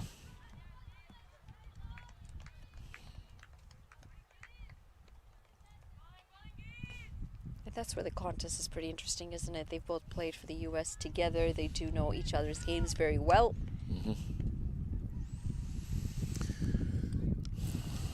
Disha Dhingra from the North Carolina area, as this is played into the offside, told us earlier that she just moved to Miami. Yeah, and she works for a really cool company. She does. So you're saying that we should stay close to Miss Kodali? Well, I should. Well, you're all the way in Canada, so I don't know if you can come all the way where from I Canada, am. coming all the way down to Miami. Oh, that's right. You're still figuring out Instagram. There are other ways of keeping close. Brian Walters. 40 T20 eyes for Gitika Kodali.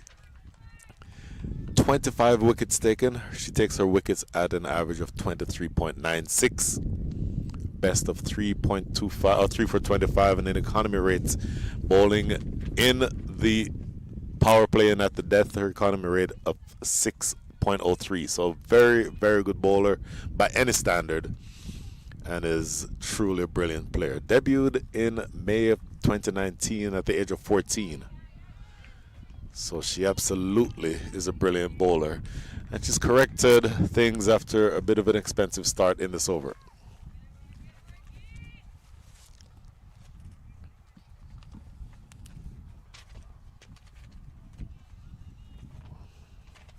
It's about that dot ball pressure, isn't it? Again, it's just the start of the innings, but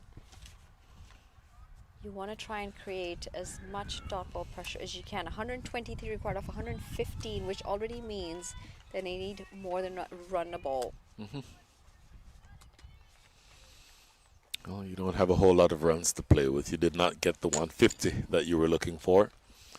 So you're going to try to find a way to build some pressure. And as you mentioned, dot balls is the best way of doing that.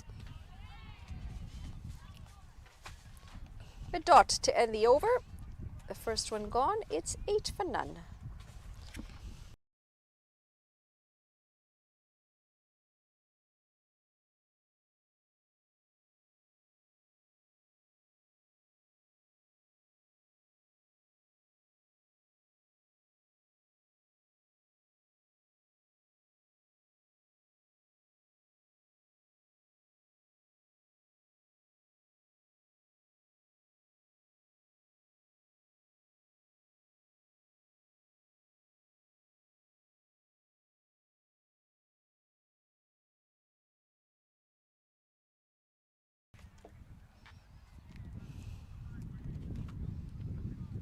Amarpal Kaur into the attack.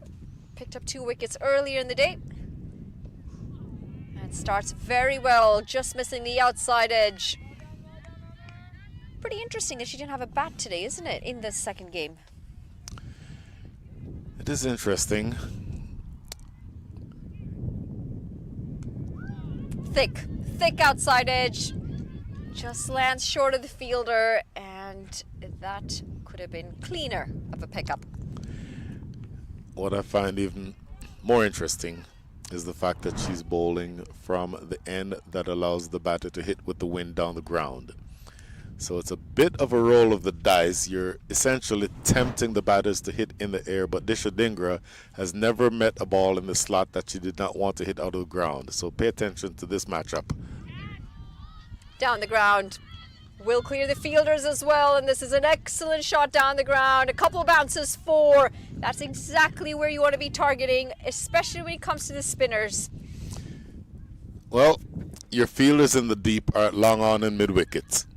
And so you have to be straighter than that. Anything that allows Disha Dhingra to hit over the top of the offside is a dangerous delivery. And now there's a change in the field as long off is going back. So you have a deep mid wicket, really like a cow corner, and that long off. So you're trying to essentially cover 2 different types of lines. Well, she's made the adjustment with the fielder, but unfortunately, Disha Dhingra is a bit smarter. She said, I'm going to go wider. Taking the fielder on a long off, goes wider, and does manage to find the boundary again. Well, it's a good piece of batting because this ball was not quite as wide as the previous one, but she still stays leg side of the ball, Disha Dhingra, and helps herself to 4 over the offside.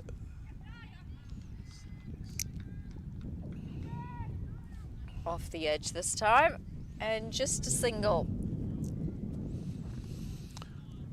So it's a bit of a frenetic start, isn't it?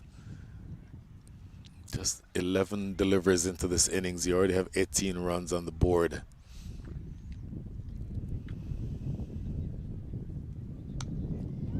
Very slow through the air this time.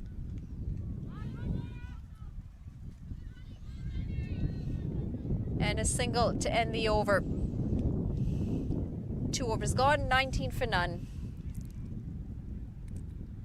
There's a big difference in the way they've approached scoring runs in the second game compared to the first one. And it's the intent for me that's changed drastically. Can I interest you in a very interesting stat? End of over 2, score is 19 without loss. When the Washington Waves batted, do you know what the score was after 2? 19 without loss. Neck and neck. Is this one going to come down to the 19th or the 20th over? They're going to need someone to put their hand up and try and pull off a half century, aren't they? Because a lot of that came down to that half century in that first innings. There's the comparison. Fairly neck and neck. Squeezed. Squeezed through into the gap, and this is going to run away for 4 more. This is proper batting. This is not a bad ball. Look at this. It is on 4th stump and just a raised front arm angled bat, and that ball races through backward point for 4. This is truly expert stuff, that time from Mahek Desai.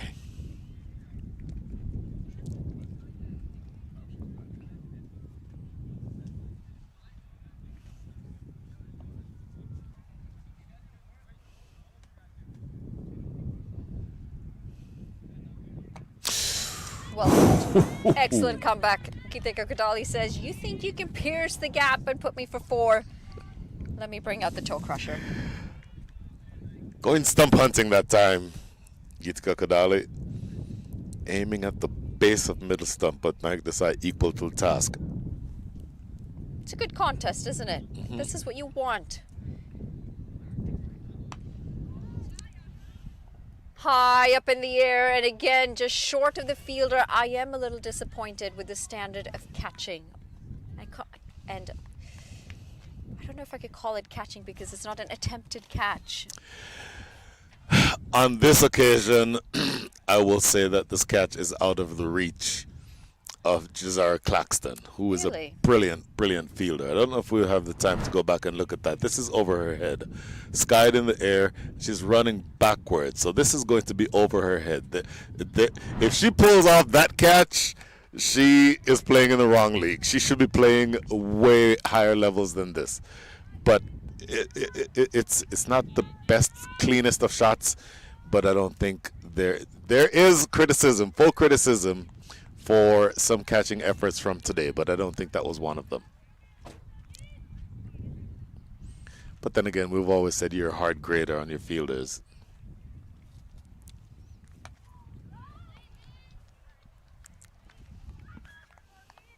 Good comeback. It's 2 dot balls, trying to make up for that early boundary in the over as well. It's always tough as a bowler when you get put away for a boundary off your first delivery. You're playing catch up for the rest of the over. Just needs to finish strong here with this last delivery. And she does just that. 3 overs gone, 24 for none.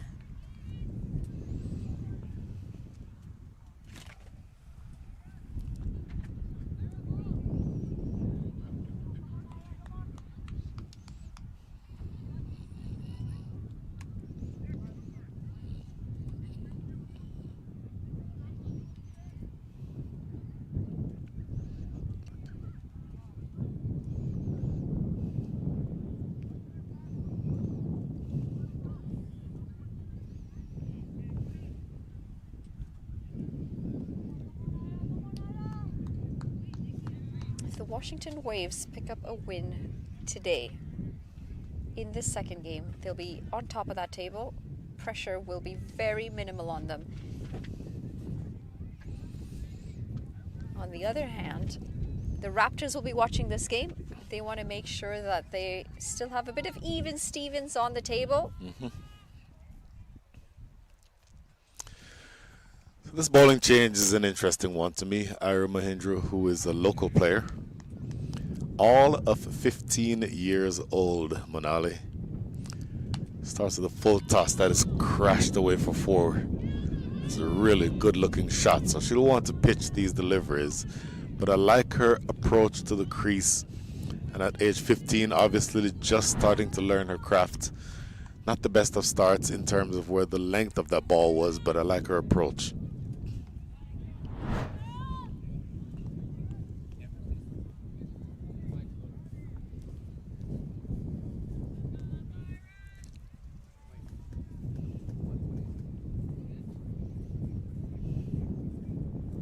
That's going to be wide. Not the right line, I should say. See the plan though that she has. She wants to try and keep it away from the swinging arc, try and keep it away from the bat. Just needs to be a little bit closer. I like the length on this second delivery and the line on the first delivery. Correct those two, in other words, get something with the length of the second delivery and the line from the first. That's where she wants to be. Well, she did try to correct the line. Unfortunately, she's overcorrected on this occasion. That's going to be 5 wides.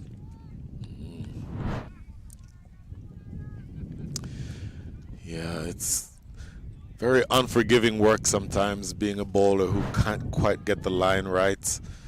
And this one sprayed down the leg side. So she started out with a very expensive over here. Already 10 runs coming from it with just 1 legal ball bowled.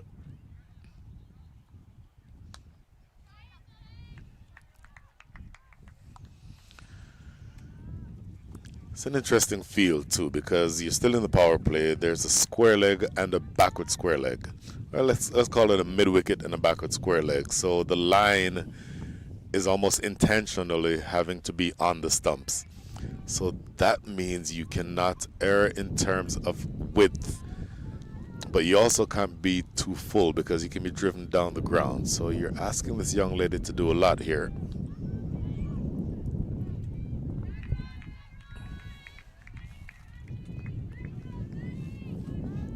This is an area that I find both of these teams have done very well. Just being able to squeeze out the singles and doubles. The rotation of strike has been decent. Well, you like how fast this partnership has started. Scoring at the rate of 10.29 and over, where the required rate is only 5.7. So you're less than a run a ball required the rest of the way.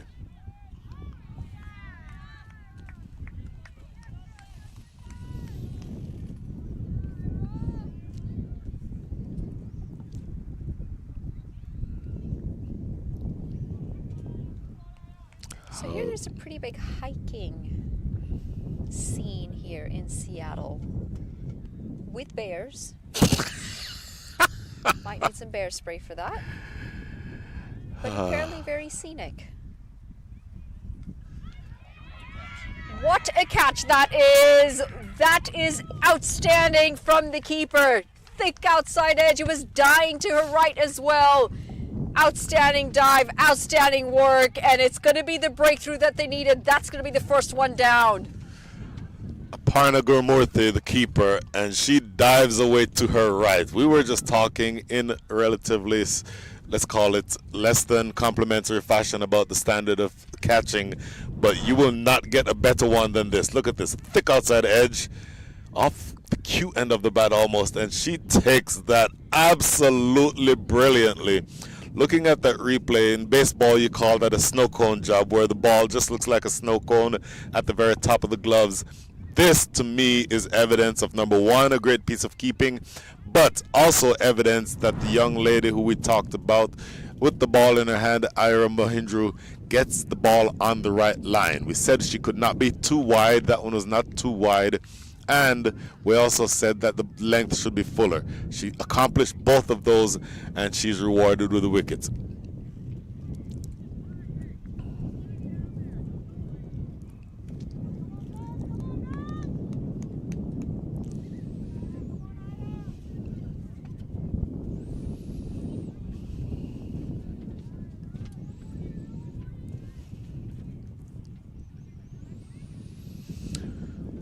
So Shruti Agarwal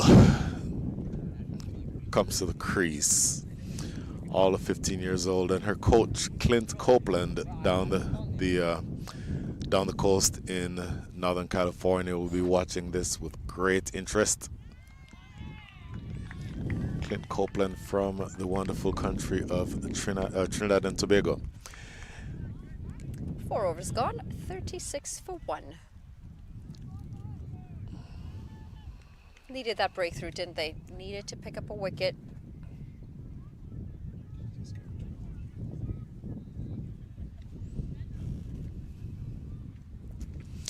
They absolutely needed the wicket, and it's always very encouraging, particularly for a young player, when they've started an over very expensively, to come back and find success in that same over.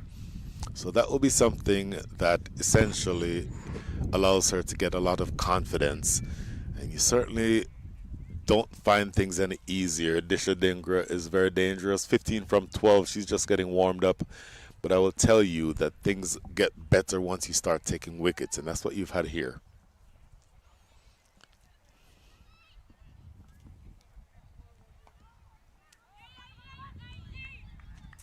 Starts with a dot.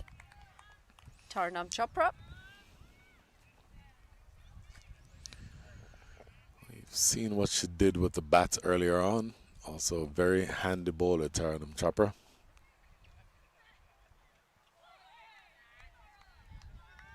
Bowling a good line here. Just getting the batter to fish outside the off stump. Towing the deep down at long on and mid wicket. Leg side. And does very well in the deep to keep this inside. Believe that's Amarpal Kaur in the deep. It's a very good piece of fielding. And so essentially she saves 2 runs. Don't ever know how important these 2 runs will be at this stage of the innings, but you like the effort. Really well done. Pressure. Just starting to pull that momentum back towards their side. The Blazers. We see wickets do that often. Very slow through the air this time. She does that really well. Variation of pace. in combination with bowling in the right area. She bowls probing lines as well.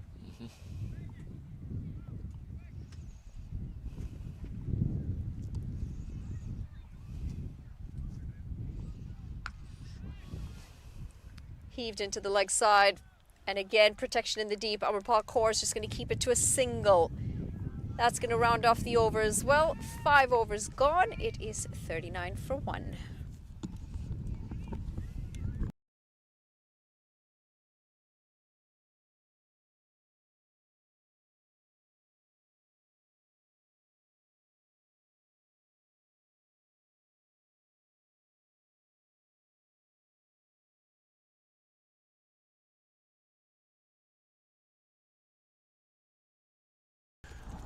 Well, that's something you don't see very often. The gentleman all the way to the right, I mentioned earlier about what you call in baseball a snow cone catch. Look at that waving the gloves.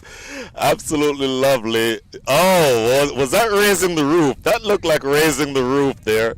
And that is more of what you want to see. If you're anywhere near in the Monroe area, in fact, the man seated to my immediate left, Sheil Majumda, can tell us more about exactly where we are, but it is absolutely free to come out and watch this match, so please feel free to come watch high-level cricket, as it's going to be the last over of the power play, and it will be bowled here by, I believe, this is going to be Amarpal Kaur. Sheil, what do you make of the first 5 overs?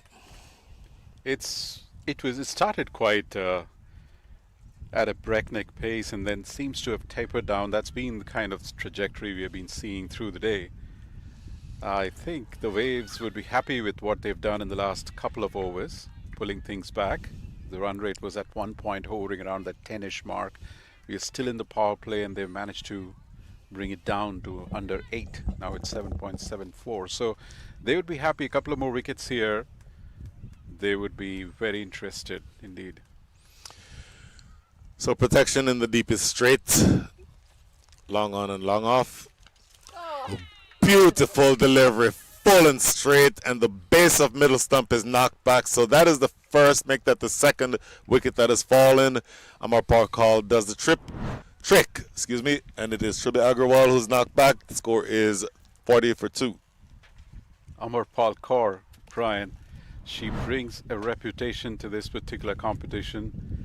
She has the best average, 10.17 coming in, which speaks a lot that she picks up wickets at a fairly prompt, quick clip, and she is not disappointed. She did the same in the first game, picked up the MVP award, and here we are. She's already in the action, picking up a wicket. The Waves are certainly in. We have seen that they defended very well the previous game. They know that part of the game very well. Their bowlers are in the thick of things. What I really liked about Geetika Kudali was what she did with what you mentioned about the young bowler, Ira. She was the only bowler in the previous game who just bowled 1 over that went for 15 runs. Despite that, Geetika brought her back in this game. She went for a few runs, but in the end picked up a wicket, and a wicket that really was a meaningful one, and ended up regaining her confidence. That's going to do a world of good to this team. Now they're 2 wickets done. They've sniffed a bit more opportunity here. It's really interesting to see how they fan out from here. Well, it will be the international, generally Glasgow. And left-handed batter. It will be an interesting matchup here. Amarpal Kaur around the wicket. She'll be looking to take the attack here with 4 balls remaining in the power play to the bowling unit. Make that 3 balls remaining in the power play. So it's going to be an interesting matchup the rest of the way. This is the part of the innings where it gets a little tricky. Run rate required around to run a ball. Disha Dhingra over the top for 6. That is a lovely strike. That is her pet shot, and it goes all the way. She's playing in another planet, Brian. Perfectly. The pressure is going up, and she cool and calm just waits for the right ball. This was right in the slot. Bends a knee, gets under it, and times it to perfection. over that deep extra cover boundary fence for a massive 6. Well, that's lovely. That's absolutely lovely. Changing the line of attack now, going around the wicket. Run out opportunity. Disha Dhingra, a little bit too eager to try to get that single. She might consider herself lucky there. Slight miscalculation there. So the last ball coming up in the power play. This will be an interesting one because, yes, you have the opportunity to be more defensive in the field after this ball, but you don't want to be too defensive because the required rate is now back under a run ball. So a single every ball still wins this game for the Bellevue Blazers. In the last 85 balls to go, they only need 83 runs. So it's going to have to be a mix between caution and aggression as you get through the remainder of this match. Extra bounce to close things out. End of over number 6. 8 runs coming from it and the wickets. Power play is done and dusted. The score is 47 for 2.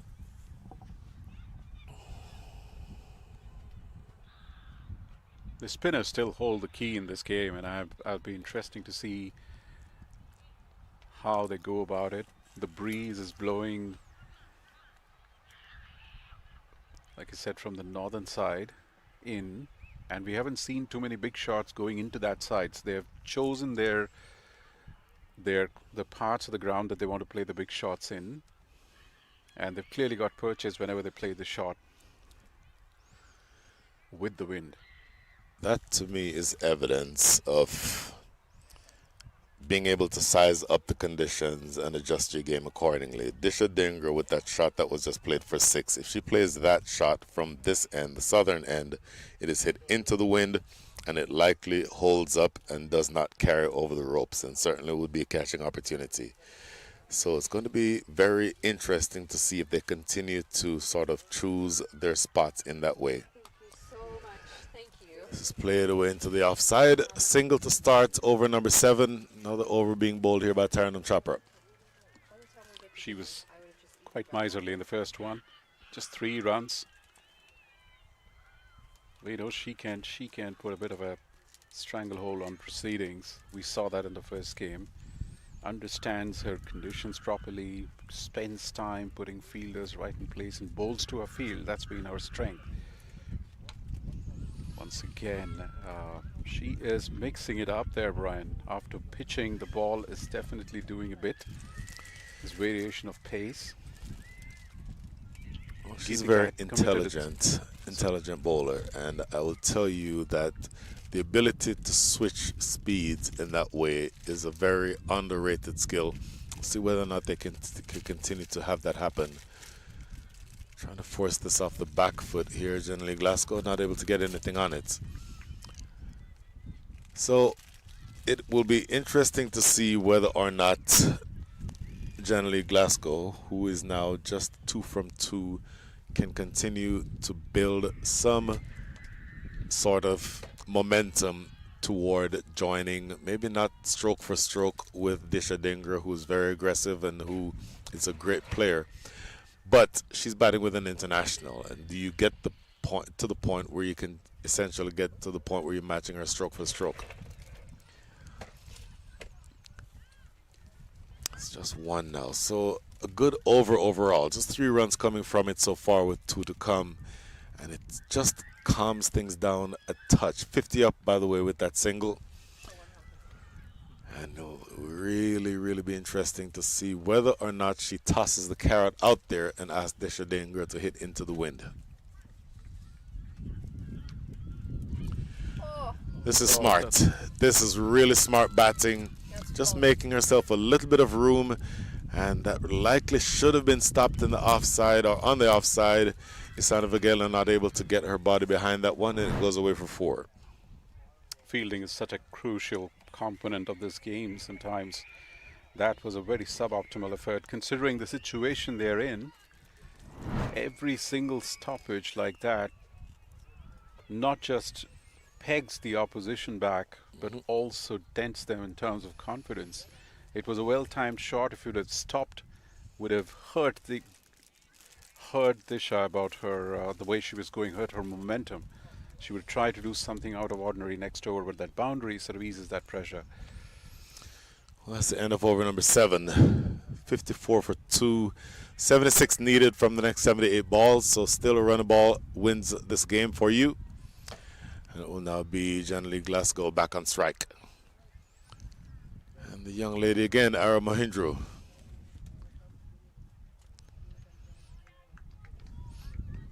Well, She's got to get a little bit of a grip on the wide balls. Otherwise, she has a pretty handy, energetic action running in. She gets a lot of momentum when she takes a leap at the crease. It's just a line after that, and sometimes you tend to have one plan at the top of your mark and probably change it midway. In the air, and it will run away for 4. Maybe again that line just not quite right, and an international player will not miss out on that opportunity to score runs through the offside.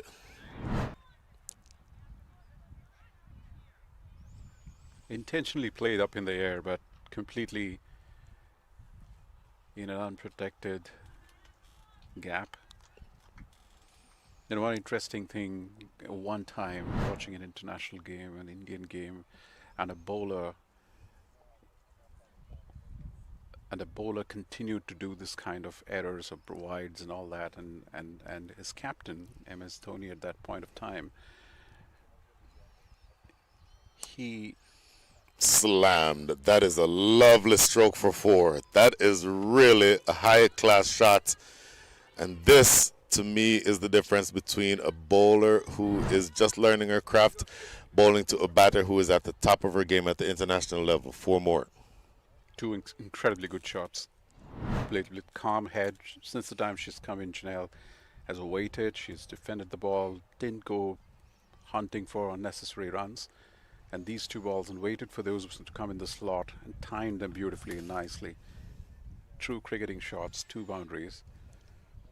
So to continue that story, and the whole qualm of the captain was that the bowler had a plan right on top of the mark, but was executing something which was completely different. So he would change the plan on the way, and his advice to the bowler was, don't worry about what the consequence is going to be. That's my job. Your job is to make sure that you focus on the controllable, which is make a plan and deliver on that one. If it goes for boundary, good enough, but stay focused. And I think this is Ira's moment of growth here. She's getting great opportunity to play against some internationals. Very full on both of those occasions, both hitting the pad, essentially pitching or hitting outside the line of leg stump. So no threat of it being a leg before, but you've cut down the opportunities for her to score through the offside. So that is a good adjustment, and more the development that you're referring to, Sheil, because the first 2 were too wide and they were put away. The last 2, I think, were more in line with being able to keep the batter quiet. Similar delivery again. So she's hit her on the pad 3 times in a row. Now, you don't always want to bowl at the pads. You want this ball to be more on the line of off stump. But she's gotten away with it. Essentially, she's switched at this point to Yorker mode. More importantly, 3 dot balls there. So that will do a world of confidence for her. The fact that she's aiming at a particular length, she's able to get the execute her plans well. There's certainly a ploy there. They've found probably a little indication that Janelle might not be so comfortable with things coming into her pads. Great way to end the over. Very expensive. 9 from the first 2 legal balls, but 4 dot balls the rest of the way. That is excellent stuff from the young lady from Seattle, Ara Mahindra, with an over that's not going to look as good on paper, but the close to that over to me was the key. End of over number 9. Make that over number 8. The score is 63 for 2.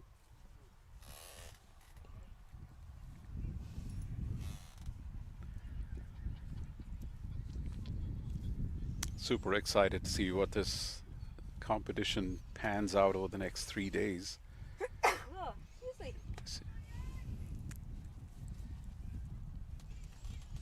The wind predictor at this point on your screen. clearly shows. 57%. Interesting. 57% in favor of Bellevue Blazers. And by no means am I going to attempt to suggest that that win predictor is on the screen because of me.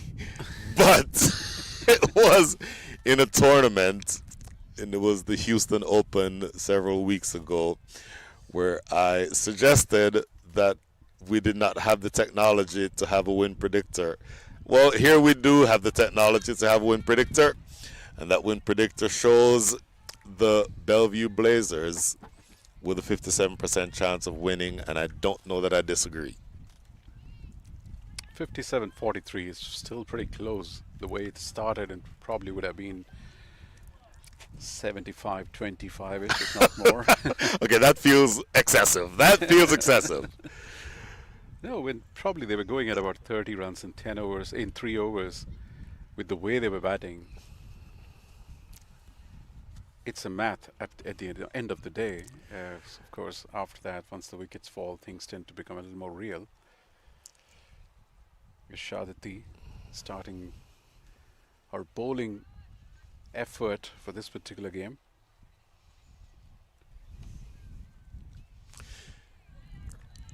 Shaditi Teki, a very smart bowler.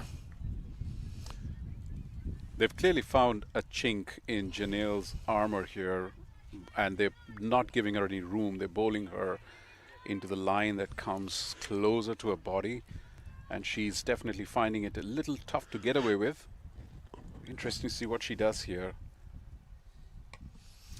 Slapped into the leg side for a single, you would imagine. You're very accurately pointing out the fact that generally Glasgow scores more easily when the ball is outside the line of off stump. When she's able to free her arms and play those cut shots or those drives through the offside, she's much more dangerous. Keeping it closer to her is a little bit more tricky. Having said that, 2 balls that were easier for the batters to get away with. Shadati. We saw when the Bellevue Blazers were bowling, it's that middle phase of when Mehak and Chetna bowled. They got a lot of momentum squeezed out of the waves. And then, of course, there was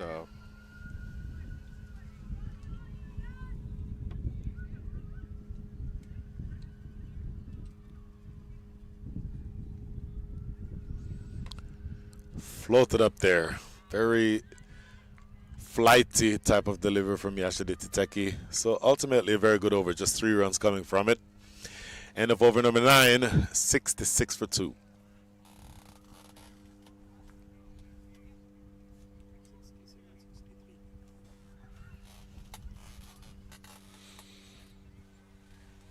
.33 is their current run rate, which is very comfortably above their asking rate. So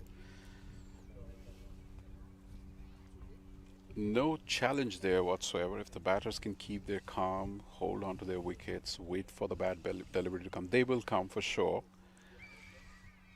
They can see through this game quite easily.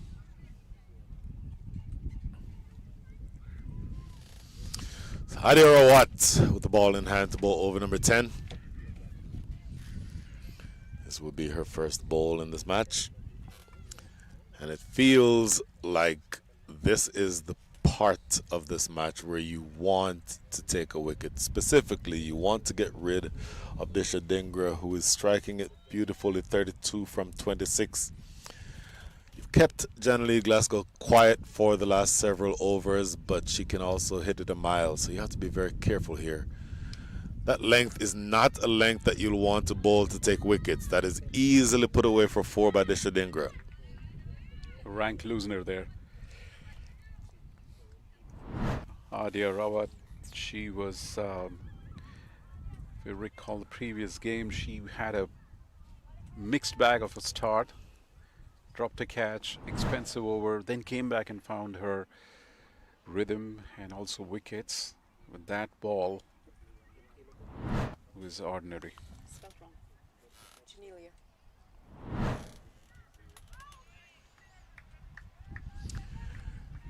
Well, better ball than that first one.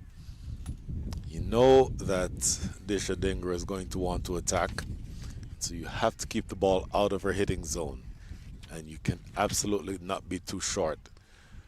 This one going down the leg side. The line was obviously the problem there. The length to me was a lot better, but you can't be too full to Disha Dingra because hitting with the wind, this is the end from which you can clear the straight boundaries with ease. So not a lot of margin for error.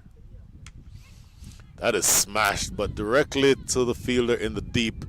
Good piece of fielding. And that only cost 1 run. Sam Visu, the fielder down there on the boundary. Leg spin from this end is going to be a tough one with the wind against it. When you give such a amount of flight, it tends to drift outside the leg stump. There's a chance of wides. We saw that with her in the previous game as well. She will try to bowl a little flatter. At this point, she's trying a bit of flight, trying to land it so that she can get the purchase and the turn.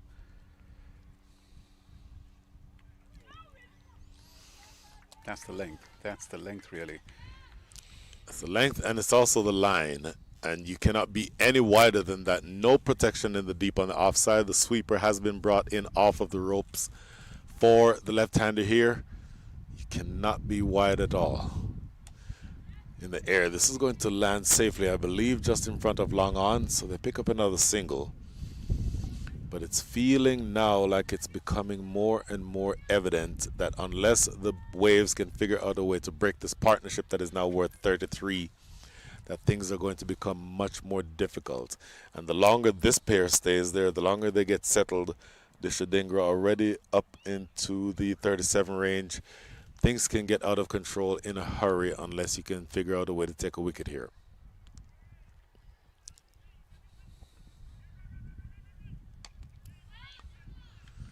Tell you what, she had evil intentions on her mind, a big wind up and a swing, but it's a dot ball to finish over number 10.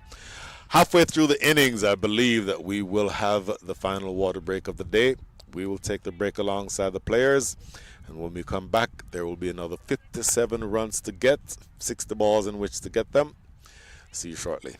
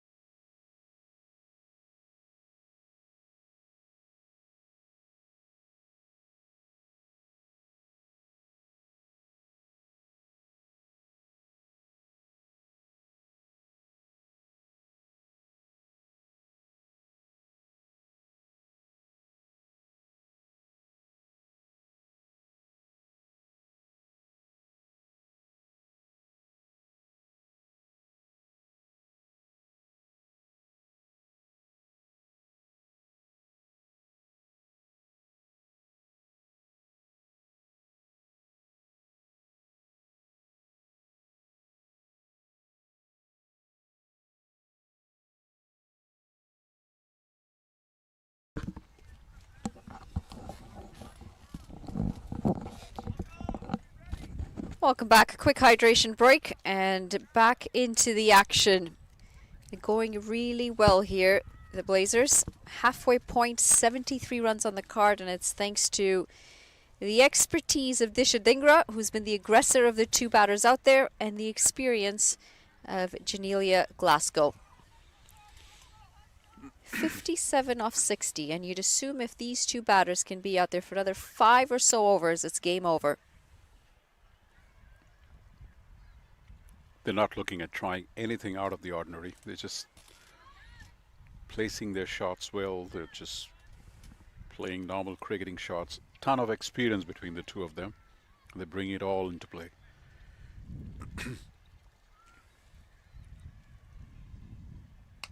That's a loosener. And she's going to get away with it as well. Slap down the ground for a single.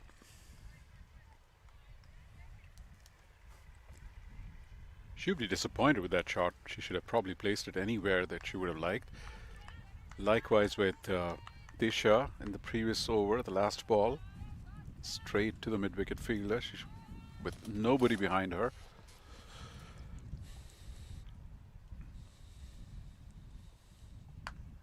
Slow through the air this time. And again, protection in the deep.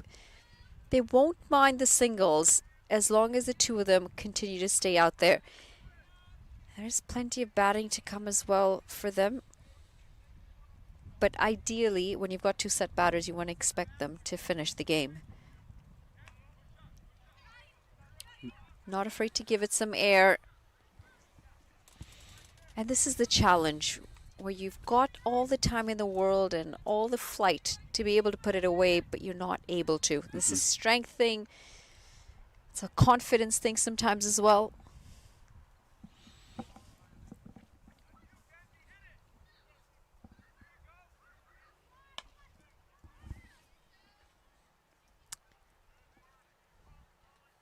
Very tempting, isn't it? It is indeed. Like last 5 or 6 balls, there were some shots that one would wonder could have potentially been placed to more outcome than just singles, but they're doing it in a way where I'm sure they were spoken amongst themselves. They're running a batter shot, assuming that Giovanna might not take the field today. That's poor. Need to be backing up, need to be aware of this sort of play, and this is really good awareness from the batters. Yes. It has been a bit disappointing to call it out very openly here, Monali, because Waves did a very good job in fielding in the first game. They knew their backs to the wall. They gave it everything. There was a long stretch of almost 6 or 7 or maybe more overs where the Raptors couldn't get a boundary because they fielded everything. On this one,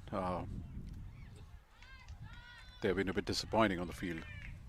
That's going to beat the fielder. It's going to run away for 4. And that's a great way to end the over as well. In the slot. And it was stand and deliver. Fielder didn't have much of a chance on that with the pace at which it was hit at. 11 overs gone, 83 for 2. It's increasingly looking like what you just called out an over back, Monali, that 5 more overs and this would be in the bag. They have hunkered down and ensured that no more wickets fell, got their eyes in, and now they're doing it nicely, both of them, Disha and Janelle.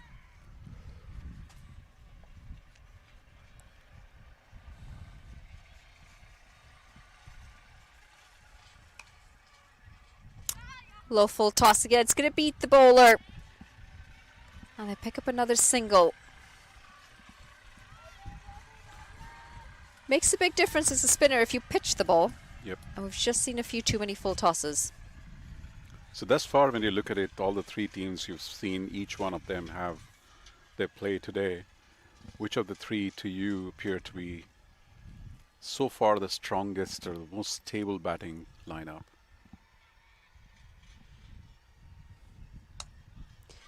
That's a very good question. And based on what I've seen between the first game and this game, I'm going to have to say the Blazers. Mind you, we've not seen all of their batting lineup, but what we have seen so far is pretty promising. I would agree with you there. Their application has been supreme. You've seen the top order batters put their hand up and take it all of responsibility. Sloppy again through the hands, and again it's going to leak another single. When you're defending a low total, you cannot afford mistakes like that. Disha Dhingra, she is the stand-in captain, absence of Jivana. So, and she is definitely not letting this opportunity go by, wanting to take the team through. That's an excellent shot. Up and over through the offside. Holds her ground as well. That's going to run away for 4. That is all class. Didn't move across as well. Allowed for her arms to get the room to swing. We see so often, especially the way we coach, you ask for that front foot to move across, but then you end up squeezing yourself for space. Instead, what she did was she allowed for her arms to be free by keeping that leg just wide of where that line was. T20 internationals nowadays throw up so many players who have such good hands. Sometimes it looks very awkward, their footwork, and doesn't fit in with the old textbook styles and all of it, but their output and the impact they generate is incredible. That's exactly what Janelle Glasgow did out there. 12 gone, 91 for 2.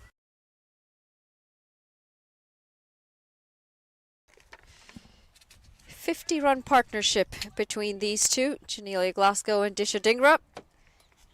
Disha Dhingra also coming up to her milestone of a half-century. That required run rate of 4.88 should be worrying signs if you're a Washington Waves fan. They need wickets, they need them quick, they need to break this partnership if they're to keep themselves in this contest. If they're not able to get another wicket in the next 5 or 6 runs, it's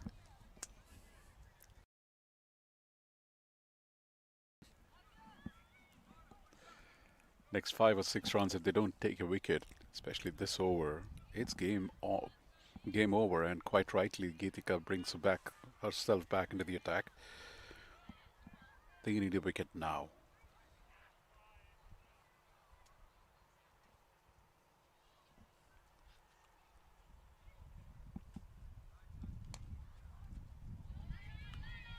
Starts well as well.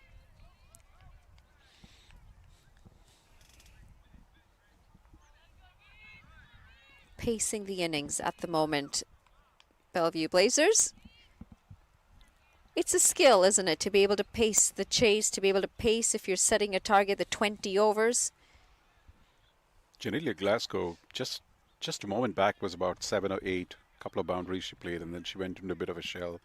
She's now suddenly on 27, so she's certainly, you don't realize it, but she had that innings kind of creeps up on you in terms of keeping herself busy on the crease. When she's not hitting the big shots, she's taking the singles. In fact, Disha Dhingra hasn't scored much in this partnership, as much as Janelia has done, and suddenly you see the required number of runs is just 39.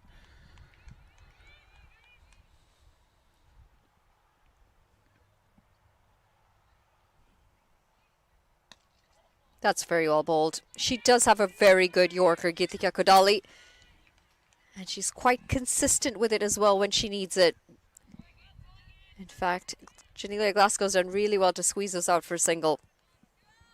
And she had struggled against that ball. We saw that when she was facing Ira Mohindru. She bowled 4 on the trot on that exact length. She wasn't able to get that out. This time she was able to squeeze it out for a single and get Disha on strike. That's going to be wide. Short, wide, poor from the keeper this time. And it's going to race away for 5 wides. Going from bad to worse, unfortunately, for the Waves. That ball right there sort of captures the theme of Washington Waves in this particular game. How much do you think, Manali, 2 back-to-back games on the same day is a factor in this kind of performance? They look to be a bit tired and sluggish at this point. You know, I was just thinking that as well. It is their second game. It is hot out there. Yes, there's a breeze, but it does catch up with you. The dehydration is a factor. And the sluggishness could be because they know they're not getting the wickets, Right, but a yeah. big part of it is also because they have been out there for another game already. Yes.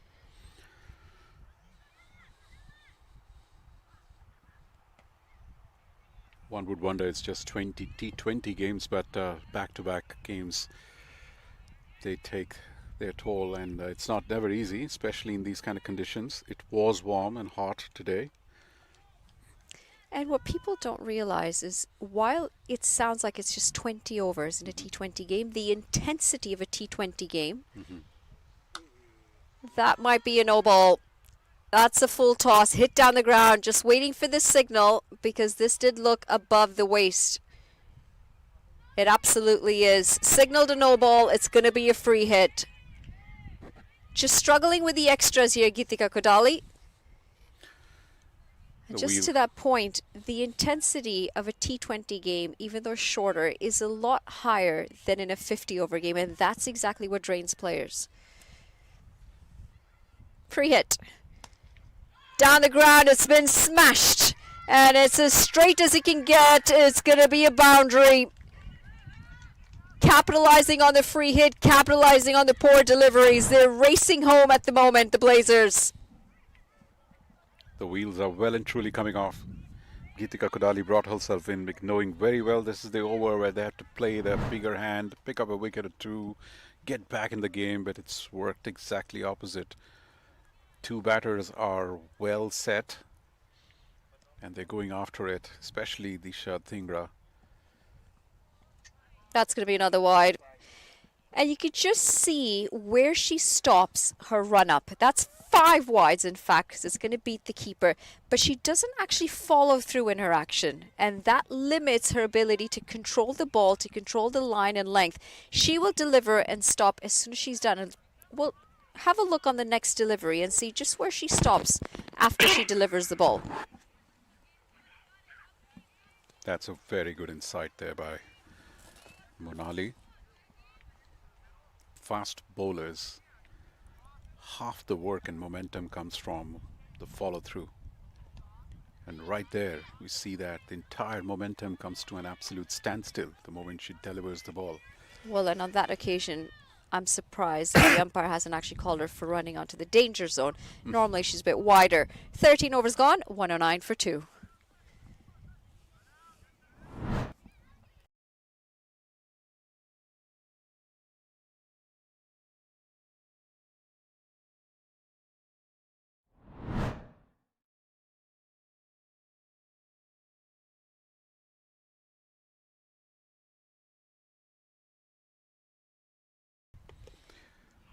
Just need 3 runs and over from here on. 109 on the cards. They need 130 to get over the line, the Bellevue Blazers.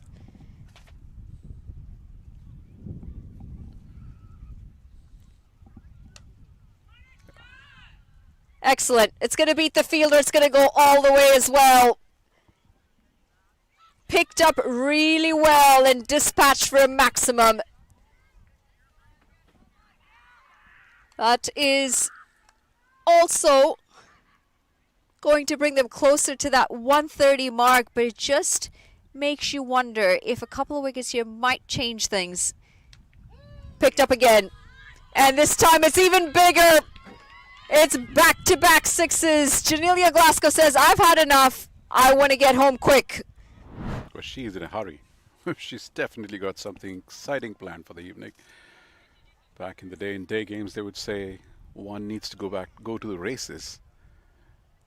But here, it certainly seems like she's in an absolute hurry. She took her time in between. They had worked out a plan for her. She waited. And boy, she's cashing on now.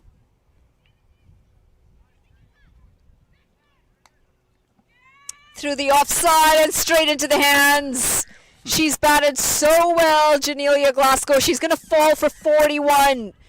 They've finally broken this partnership. I just feel that it might be a little too late, especially when you need less than 2 runs and over. That's like putting on mockers. Mockers on her. Commentators curse. Not the first time today. Wicket that comes in eventually for the Waves, but it's a bit too far, a bit too late. 9 runs needed of 39.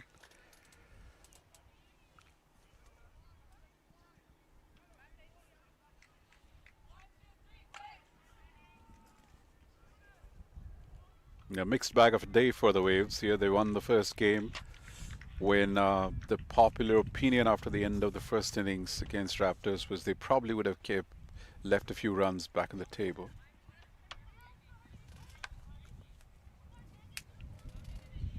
But eventually they won the game. And now this one turned out to be a little tough.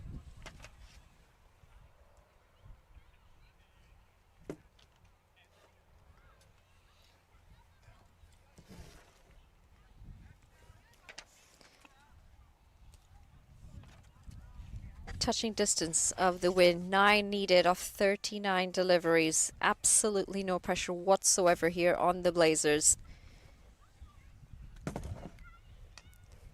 Low full toss. And it's a rare dot.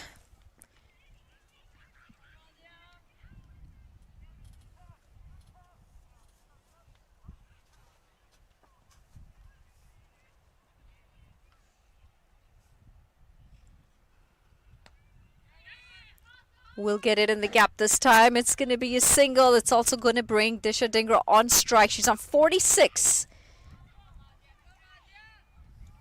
She deserves to get to the 50 here. She's literally, although last few overs it was Janelle Glasgow who kind of took the bull by the horn and got the momentum for them. And there's Skied Disha Dhingra in the gap. It's going to fall short of 3 fielders. She will pick up 2 runs as she moves on to 48.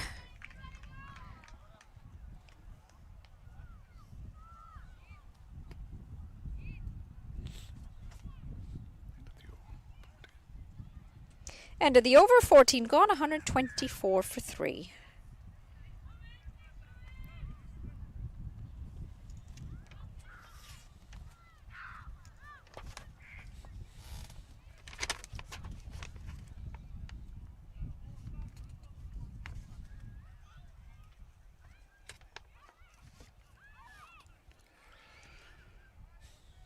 Sahasra Gorla, she kept wickets very well today against the spinners when the Blazers were fielding. With the job almost done, she is out there to bat and see the things through.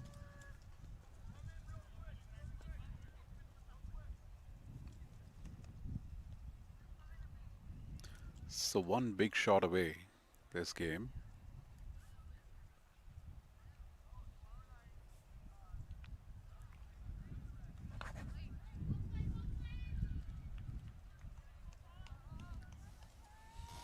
All the time in the world to be able to cross over the line. Disha Dhingra is probably thinking, I want the win, just save 1 delivery for me to be able to get the 2 runs. Into the leg side.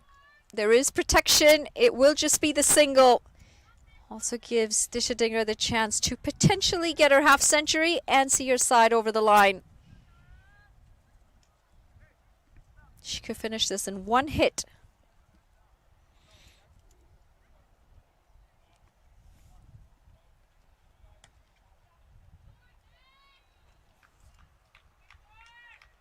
.49, she's going to do it in singles.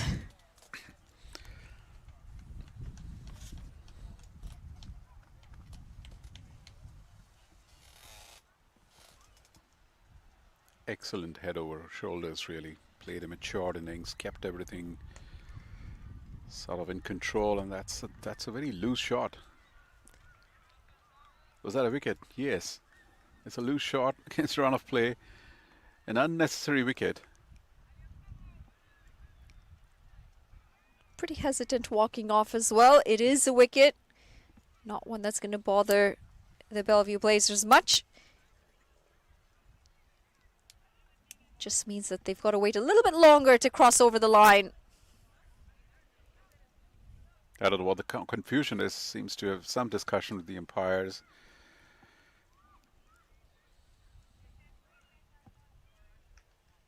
Against a run of play, almost sort of unexpected catch. Even the fielder was surprised. Where did that come from? But anyways, the wicket falls. The 4th wicket here. 4 runs to get. This time the luxury is they even have more number of overs left than the number of runs to be got. Alia Lane, another international from West Indies. We have seen a few today, and I'm sure it would have been a memorable day out there for some of the youngsters who are for the first time engaging themselves in a match where there's so many international players playing. And I hope that's they're taking and soaking in all of it that they've got to do here. Very well bowled. Alia Lane on strike. New batter out to the middle. That's a good welcome delivery. Fired in full straight.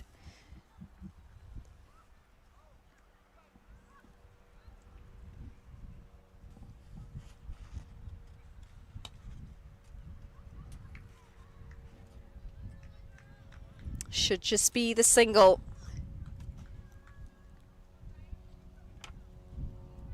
Four runs away from getting over the line. Correction, 3 runs away now. 15 overs gone, 127 for 4.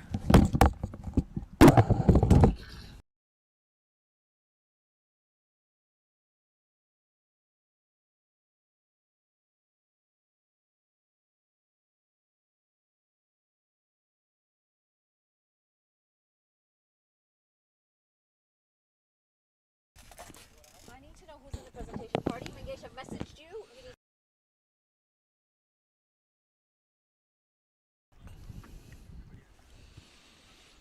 Adya Mohendru. And at this time, Brian, I wonder if Alia is just holding back enough runs for her stand-in skipper to go and get the 50. Well, that is the only moving part remaining to be settled in this game. And there it is. And Disha Dhingra gets it down the ground for a single. Applause all the way around. She's batted aggressively. She's batted to the situation. And she has her team, as of right now, within 1 run of any flavor of a pretty emphatic victory. She's captained well today. She operated the bowlers extremely well. Gave them enough confidence that they could strangle her, put some bit of a control in the middle overs. And there is the run of any flavor. It's a wide down the leg side, and that is the end of the game. Very anticlimactic way to end things, but that wide brings up the run needed to get the Bellevue Blazers over the line. So pretty convincing victory in the end, Shield. It is indeed. It's like a canter. At one point we were even discussing if there's a bit of 50-50 in both of them, and then suddenly these two batters, Janelle and Geet and Disha, they just took the game away with such no fuss attitude. Their batting was so controlled at times. They took the time if there were some good balls coming in, but eventually they saw themselves through like true professional outfit. Well, that scorecard tells you everything you need to see, doesn't it? Disha Dhingra at the top, 50 from 40. 3 names down. Janelle Glasgow, 41 from 32. Those two putting on a partnership of 81 runs, and that really did break the back of the Washington Waves. Supported by Mahek Desai at the top, 13 from 11. And there you see the bowlers just didn't quite come to the party. The one disappointment there at the top, Geetika Kadalu, who had a very expensive third over, goes for 31 in her 3, 1 wicket each for Amarpal Kaur and a couple of other bowlers there. Turnham Chopper, I think, was also very good. But that tells the story. Shield ultimately a pretty one-sided game. Yep, and it speaks to two openers on both sides scoring 50s, and that helps a lot in this kind of tournament, that your top order takes responsibility at the end of the day. A masterclass from Disha Dhingra and how to really control your innings, both in aggression and control. So fantastic day one of this Seattle Orcas T20 exhibition here in Monroe, Washington. And it just props up our excitement for the next few days, Brian. It's going to be absolutely exciting. We will be taking a short break here, and we'll go to Manali Patel for the post-match ceremony. A couple of interviews with the captains and the player of the match. We'll see that shortly. Bear in mind that tomorrow the action continues right here at 11 a.m. local time. It will be the Bellevue Blazers against the Redmond Raptors. But we will go silent here for a moment and then join Monali Patel for the closing comments and closing interviews in a match that sees the Washington Waves falling short at the end. Bellevue Blazers taking victory by a margin of 6 wickets. See you shortly.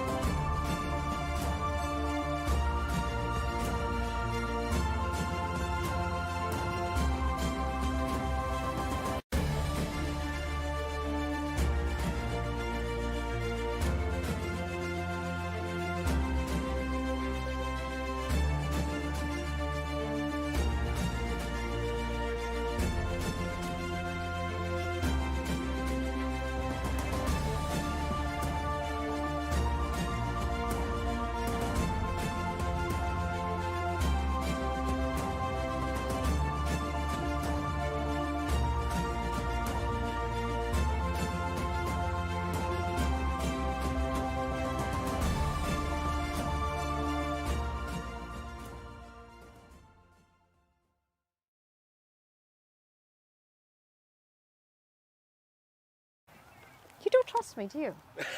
I just, for my own benefit, I wanted to. Welcome to the post-match presentation of the first edition of the Seattle Orcas Women's T20 Exhibition Series. It was an interesting game. Washington Waves taking on the Bellevue Blazers. 129 in the first innings, and the Bellevue Blazers sail home by 6 wickets. We did see some outstanding performances. To give the Player of the Match award, I'd like to introduce Jane Aris, mum of Giovanna Aris, in our presentation party. We've seen some really good performances from Nick Hardoshi, 58 off 41, Disha Dengra, 50 off 40, and ultimately the award goes to Janelia Glasgow, 2 wickets and 41 off 32 deliveries. Thank you. Janelia, excellent start with both bat and ball. You have picked up a win today. What does that mean going into the rest of the tournament? First I want to give God thanks. Came in a bit late this morning, but I'm here to play the cricket. But good start. I think we have a lot of young players. Good to see they putting up a fight in the field, especially earlier on. So it's good to see starting with a win. Pretty excited to be playing the States? Yes, please. Pretty exciting. Now, in terms of the experience that you bring in from the Caribbean, how important do you think that's going to be for those juniors that you're talking about? I like to learn. I think I will learn from them because all of us here is here to learn. So I just come out here, just want to play the cricket. CPL is up next, so I think this is a good opportunity to start the campaign. Absolutely, really good warm-up. Well, really well done today. Best of luck for the rest of the tournament. Thank you. That's Janelia Glasgow, the player of the match today. Now to speak to the captain who didn't quite have it go her way, Geethika Kodali. Started really well in the first game, a little bit tougher in the second game. What are some of the reasons why you think it didn't pan out? I think in the second half of the game with our bowling, we could have been a lot tighter with our lines and lengths. And yeah, I mean, at the end of the day, it's the team that does basic cricket properly the longest. So yeah, it was a great effort from my girls. Still very proud of them. And we know we have a lot of potential and a lot of room for improvement, which is great because there's only one way to go. But yeah, overall, the other team played really well and really good cricket, so it was a good game. Yeah, absolutely. But you did win the first game. What were some of those discussions that you had between the two games? I think for the first game, we all played really well together as a team. Everyone was very intense on the field from ball one to finish. And that's something that really brings teams together. And I think maybe it was having 2 games back to back or anything like that, but that intensity was lacking in the second half. But in the middle, we really looked to keep it the same, and those were the discussions we were having. Now, there was an obvious change in the way you were approaching batting in that second game. You were looking to go down the ground a lot more. Was that a discussion point to not play cross? Yeah, definitely. In our first game, we saw a little bit of a collapse with our top order. I think we were getting used to newer conditions, and in the second game, I'm really proud of how much we improved in our batting. We were batting with better partnerships as well. I think we were still about 20 runs short, but it's great to see improvement from the first game, and we'll hope to improve even more from there. Yes, sounds excellent. It's been a long day. Get some rest, and best of luck for the rest of it. Thank you. And now time for the winning captain, Giovanna Aris, starting things off just right. Please join us. Happy to have picked up your first win on day number 1? Yeah, felt pretty good. I mean, I went out kind of early. I had a little knee strain, but I'm proud of Disha. She held the team really well. I'm proud of her and Aaliyah, and they both just captained out really well. They followed the plans that we set before the game. I mean, the team overall, I said we're going to hold them under 130, and we did exactly that. You did, and it looks like the plans did come through very well. Can we get an update on the injury? It's feeling better. Just more ice. That's it. And do you think you'll be ready for tomorrow? Oh, yeah, definitely. Love the spirit. Love the confidence as well. You mentioned a couple of the standout players today. What was the plan when you started that first innings with the ball? It was make sure we just keep outside off, attack them as much as we can, make sure we don't give any width. And I think we did that. I mean, we had a few loose balls here and there, but we got it together pretty well, especially in the middle and end of the overs. Now, does it help in terms of confidence that, you've got the likes of Disha Dengra, you've got all this international expertise as well in the lineup, that in case you do need to sit out, you've got someone to take charge? Yeah, I mean, I'm so grateful that Disha's there and Aaliyah and Glasgow, they're all there. I mean, all the girls are very experienced. I know they'll be able to hold their own when they're out on the field, so I was just proud of them. What's the plan going forward from here on? That's a secret. I love it. Well, thank you so much. Really well done today. Best of luck for the rest of it. Thank you. That's going to wrap up our post-match presentation. Thank you for joining us today. More action to come tomorrow, so we hope to see you live again tomorrow morning at 11 o'clock.